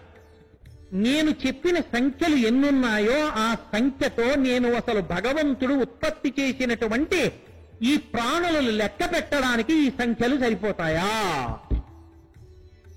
నేను నేర్చుకున్న గణిత శాస్త్రం భగవంతుడు తయారు చేసినటువంటి ప్రాణులను లెక్క పెట్టడం ముందు చాలలేదు. ఆయన అంత గొప్పవాడు అని తను చేర్చుకున్న శాస్త్రాన్ని పక్కన పెట్టి రెండు చేతులు ఎత్తేశాడు. ఇప్పుడు బ్రహ్మతత్వస్వరూపిణి ఆవిడ బ్రహ్మతత్వం వైపుకి తిప్పేసింది అంతే. అందుకే కబీర్ దాస్ గారు అంటాడు, ధరణీ సబ్ కాగజ కరో లేకిని సబ్ బనరాయి సాత సమందకి బసికరో హరిగుణ లిఖా నజాయ. నేను ఈ భూమండలాన్నంతటినీ కాగితం చేసుకుని అరణ్యాల్లో ఉన్నటువంటి చెట్లనన్నింటినీ నరికి కలంగా చేసుకుని సప్త సముద్రాల్లో ఉన్నటువంటి పదార్థాన్నంతటినీ సిరాగా చేసుకుని శ్రీమన్నారాయణుని యొక్క గుణములను రాయడం మొదలు పెడితే నాకు ఇవి సరిపోలేదని. అందుకే లోకంలో ఎంగిలి కానిదంటూ ఏమైనా ఉంటే ఒక్కటే ఉందన్నారు రామకృష్ణ పరమహంస. ఏది ఎంగిలి కానిది అంటే ఆత్మ ఒక్కటే. ఎందుకంటే ఆత్మ అనుభవం చేత ఆనందమే తప్ప చెప్పడానికి పనికిరాదు అది. అందుకే అది నోట్లోంచి చెప్పబడదు కాబట్టి ఎంగిలి కాలేదు. మిగిలినవి ఏవైనా ఎంగిలైపోయి నోటితో చెప్పాను. కాబట్టి ఎవడు ఎంత నేర్చుకోనివ్వండి, ఆ తల్లి అనుగ్రహం ఉన్నప్పుడు ఆ కదలికలన్నీ ఈశ్వరుడి వైపుకి తిప్పేస్తుంది. ఒకడు నేను ఏదో భూగోళ శాస్త్రం అంతా నేర్చుకున్నాను, పీఠభూములు ఎన్నున్నాయో, మైదానాలు ఎన్నున్నాయో, పర్వతాలు ఎన్నున్నాయో అన్నీ నేను చదువుకున్నాను, ఈ భూమిని ఇలా పట్టుకుంటే చెప్పగలనన్నాడు. మీకు నేను ఒక ఉదాహరణ చెప్తాను. కంచి కామకోటి పీఠాధిపత్యం వహిస్తున్న రోజుల్లో చంద్రశేఖరేంద్ర సరస్వతి మహాస్వామి నడిచే దేవుడని పేర్కాంచినటువంటి అపర శంకరాచార్యుల వారు, మరొక శివావతారం మహాపురుషుడు ఎవరి పేరు తెలుసుకుంటే పాపరాశి ధ్వంసమవుతుందో వారు పీఠాధిపత్యం వహించి పరమ వృద్ధులైపోయి కూర్చునుండగా ఒకానొకప్పుడు ఈ భూమిని పట్టుకుని ఇలా మట్టి తీస్తే ఇన్నేళ్ల నుంచి ఈ మట్టి ఉందో చెప్పగలిగినటువంటి గొప్ప శాస్త్రవేత్తలు కొంతమంది విదేశాల నుంచి మన దేశంలో ఉన్న శాస్త్రవేత్తలతో కలిసి మహాస్వామి దగ్గరికి వెళ్ళారు. మహాస్వామి వారికి స్వాగతం చెప్పి కూర్చోబెట్టారు. ఏం కావాలని అడిగారు. అడిగితే వాళ్ళు అన్నారు, మా దగ్గర ఇంత గొప్ప శక్తి ఉంది, ఇంత గొప్ప శక్తితో మేము ఏమైనా చెప్పగలం, కాబట్టి మా మనసు తృప్తి పడేటటువంటి మాట ఒకటి మీరు మా శాస్త్రంతో ఏం చెయ్యొచ్చో చెప్పండి అని అడిగారు. ఆయన వెంటనే వారిలో ఒక శాస్త్రవేత్త పెద్దవారిని పిలిచన్నారు, మీరు కేరళ రాష్ట్రానికి వెళ్ళండి, పూర్ణానది ప్రవహిస్తోంది, కాలడీ దగ్గర ఉన్నటువంటి పూర్ణానది కింద ఉన్న మట్టి తీసి మీకున్నటువంటి శక్తితో ఈ నది పాయ కాలడి దగ్గర ఎప్పటి నుంచి ప్రవహిస్తోంది, మిగిలిన పూర్ణానది ఎప్పటి నుంచి ప్రవహిస్తోంది, దానిలో మట్టి దీనిలో మట్టి తీసి చెప్పండి అన్నారు. అదెంత పని, వాళ్ళు గబగబా వెళ్ళి ఆ మట్టి తీసి చెప్పారు. కాలడి దగ్గర ఉన్న పూర్ణానది శంకరాచార్యుల వారు ఎప్పుడు పుట్టారని చెప్పబడుతోందో అన్ని వేల సంవత్సరాలు, అన్ని వందల సంవత్సరాల నుంచి ఎడుతోంది. మిగిలిన పూర్ణానది లెక్క పెట్టడానికి వీల్లేదు, అన్ని సంవత్సరాల నుంచి పెడుతోంది బ్రహ్మగారి సృష్టి. చూశారా, మీరు చూసినటువంటి శక్తి మీకు అందుకు సరిపోయింది. భగవద్ అనుగ్రహంతో నమ్మకంతోనే చదువుకున్న నమ్మకం చేత పూర్ణానదిలో ఉన్న మట్టి ఇన్ని వేల సంవత్సరాలు, ఇన్ని వందల సంవత్సరాల నుంచి ఇక్కడ ఈ పాయ ప్రవహిస్తోందని నేను చెప్తాను. వెంటనే శాస్త్రవేత్తలు మహాస్వామి వారి కాళ్ళ మీద పడిపోయారు. మేము తత్వాన్ని ఆధారం చేసుకుని మాట్లాడతాం, మీరు లౌకికంగా చదువుకున్న చదువుని భగవంతుని వైపుకి తిప్పుతుంది ఆవిడ. ఇన్ని చదువుకున్నానంటాడు, ఆఖరణ ఒక రోజున ఒక మాట అంటాడు, అరే ఇన్ని పీఠభూములున్నాయి, ఇన్ని మైదానాలున్నాయి, ఇన్ని పర్వతాలున్నాయి, ఇన్ని కొండలున్నాయి, ఇన్ని సప్తహరితారణ్యాలున్నాయి, ఇన్ని ఉష్ణారణ్యాలున్నాయి, ఇన్ని సవశీతలారణ్యాలున్నాయి, ఇన్ని ఋతువులున్నాయి, ఇన్ని పీఠభూములున్నాయి, ఇన్ని ఒండ్రు మట్టిలున్నాయి అన్నాను. అసలు ఇన్నిటిని తయారు చేసిన పరమాత్మ ఎంత గొప్పవాడు రాయి, అలా చేశాడు రా ఇన్నింటిని అన్నాడు. ఇప్పుడు తిరిగిపోయిందా లేదా ఆయన చేసినవన్నీ? మహామహా శాస్త్రవేత్తలే ఆఖరికి అన్నీ చెప్పి ఒక మాట అన్నారు. అందరికీ తెలుసు, న్యూటన్ అంతటి వాడు అన్నాడు, everyone knows apple falls down but Newton is the man, only man who was to why. అందరికీ తెలిసి యాపిల్ పండు కింద పడిపోతుందని, న్యూటన్ ఒక్కడే ఎందుకు పడుతుందని అడిగాడు, భూమ్యాకర్షణ సిద్ధాంతాన్ని కనిపెట్టాడు. కనిపెట్టిన శాస్త్రవేత్తలందరూ చివరికి చేతులెత్తి ఇవన్నీ పెట్టింది మేం కాదు పరమేశ్వరుడు. ఒక దాన్నొకటి గుద్దుకోకుండా, కాలమునందు విలంబనం లేకుండా, ఒకరు చెప్పకుండా శరదృతువు అని సంకల్పంలో చెప్పడానికి సిద్ధపడుతుంటే తెల్లవారుజామున 4:30కి లేచి బయట గోడ ముట్టుకునేటప్పటికి చల్లగా ఉండేటట్టు, పొగమంచు పడేటట్టు, పడిశం పట్టేటట్టు, లోకం చల్లచల్లగా ఉండేటట్టు, చిన్న చలి మొదలయ్యేటట్టు ఋతువు ఎలా ప్రారంభమైంది, ఎలా మంచు పడుతోంది, రేపు ఇది అవగానే మళ్ళీ శిశిర ఋతువు ఎలా వచ్చేస్తుంది, చైత్ర వైశాఖ మాసంలో వచ్చేటప్పటికి వసంత ఋతువు ఎలా వస్తోంది, ఎవరు నడుపుతున్నారు దీన్నంతటిని, ఎవరు తిప్పుతున్నారు ఈ చక్రాన్ని, ఎవరు తీయిస్తున్నారు ఊపిరి, నిద్రపోయినప్పుడు ఊపిరి తీయించిన వాడు ఎవరు, ఎవడికి వాడు గుండెల మీద చెయ్యేసుకుని ఒక్కసారి ఆలోచించినంత మాత్రం చేత త్రికరణ శుద్ధిగా ఆలోచనలను ఒక్కసారి అమ్మవారి వైపుకు పెట్టి ఆలోచించినంత మాత్రం చేత భగవంతుని పాదముల వైపుకు ఆలోచనలు తిప్పి ఆ ఆలోచనల వలన భగవంతుని పట్ల భక్తి కలిగి భక్తితో కర్మాచరణము చేసి కర్మాచరణము వలన చిత్తశుద్ధి కలిగి చిత్తశుద్ధి వలన జ్ఞానము కలిగి జ్ఞానము వలన మోక్షము కలిగేటట్టుగా చేసి ఇక్కడ నుంచి అక్కడకు ఎత్తి ఏ కోరికైనా తీర్చగలిగిన తల్లి కనుక కామం అంటే కోరికలు తీర్చడానికి హద్దు కనుక కామకోటి అయి ఆ తల్లి కామకోటి పీఠాధివాసిని అయి కామాక్షి అయి అవతల శారద అయి ఇన్ని పీఠములలో ఇన్ని పేర్లతో విరాజమానురాలై అన్నిటికీ ఆదిమూలమైనటువంటి దుర్గయ్యి మనందరి చేత పూజలు అందుకుని శరత్కాలంలో ప్రత్యేక పూజలతో ఆరాధింపబడి లోకములన్నింటినీ అనుగ్రహించి సరస్వతి కటాక్షాన్ని వెదజల్లుతోంది ఆ తల్లి. ఇంతటి శక్తిని అనుగ్రహించింది అంటే అది పరదేవత యొక్క అనుగ్రహం. అందుకే ఆ పరదేవతానుగ్రహం అంత గొప్పది కాబట్టే ఈ దేశానికి వచ్చినటువంటి విదేశీయులు కూడా ఈ దేశ వైభవానికి పొంగిపోయారు. అలెగ్జాండర్ చక్రవర్తి భారతదేశానికి దండయాత్రకు వస్తూ తన సైన్యాధిపతి సెల్యూకస్ నికేటర్ని పిలిచి చెప్పాడు, ఎవరి జోలికైనా వెళ్ళు కానీ గడ్డాలు పెంచుకుని ఏమీ తెలియని వాళ్ళలా చేతి కింద కర్ర పెట్టుకుని జపం చేసుకుంటూ ఉంటారు, వాళ్ళ జోలికెళ్లకు, వాళ్ళు పరమశక్తివంతులని చెప్పాడు. చూద్దామని తపస్సు చేసుకుంటున్న ఒక వ్యక్తి దగ్గరికి వెళ్ళాడు సెల్యూకస్ నికేటర్. ఆయన కళ్ళు విప్పి చూశాడు. ఏమిటన్నాడు? I'm the envoy, I'm the commander in chief of Alexander the Great world conqueror, ప్రపంచ విజేత అలెగ్జాండర్ చక్రవర్తి యొక్క సర్వసైన్యాధిపతి సెల్యూకస్. ఆయన చూసో నవ్వు నవ్వి కూర్చో, కృష్ణాయనం చూపించదుగో చుట్ట ఇప్పు కూర్చున్నాడు. లేచాడు. కూర్చున్నాడు. లేచాడు. ఏమైందని ఏమైంది? కూర్చోమంటే కూర్చున్నాను, లేమంటే లేచాను. కాదు, నువ్వు కూర్చుంటే కృష్ణాజనం విచ్చుకుంది, నువ్వు లేచిపోతే చుట్టుకుంది. నీలాగే చాలా మంది వచ్చారు ఈ దేశానికి మేము గెలిచామని, పోయినప్పుడు ఇలాగే మా సంస్కృతి నిలబడింది. భారతీయ సంస్కృతిని, సనాతన ధర్మాన్ని పాడు చెయ్యగలిగిన వాడు లేడు. ఎందుకు వస్తాయంటే అప్పుడప్పుడు ఇబ్బందులు దీని శక్తిని నిరూపించడానికి వస్తుంటాయి. అవి లేకపోతే బంగారానికి అగ్ని పెట్టకపోతే పుట్టడం ఎక్కడిది? అందుకొస్తాయి తప్ప దీని ముందు నిలబడగలిగినవి కావు. అది చరిత్ర నిరూపించింది. అప్పుడు చచ్చిపోయిన అలెగ్జాండర్ కోరుకున్నాడు, నేను చచ్చిపోయినప్పుడు శవపేటికి కన్నాలు పెట్టి 2 చేతులు బయట పెట్టండి. ఖాళీ చేతులతో వచ్చి ఖాళీ చేతులతో వెళ్ళిపోయి మధ్యలో మాత్రం ప్రపంచ విజేత అని పేర్కొంచాను. ఈ వేదాంతం చెప్పిన భారతదేశం చాలా గొప్పదండి. అటు నడిపించగలిగిన శక్తి స్వరూపం ఆ తల్లి. అంత గొప్ప శక్తి స్వరూపిణి అయినటువంటి ఆ తల్లి మనని అనుగ్రహించలేనిది లేదు.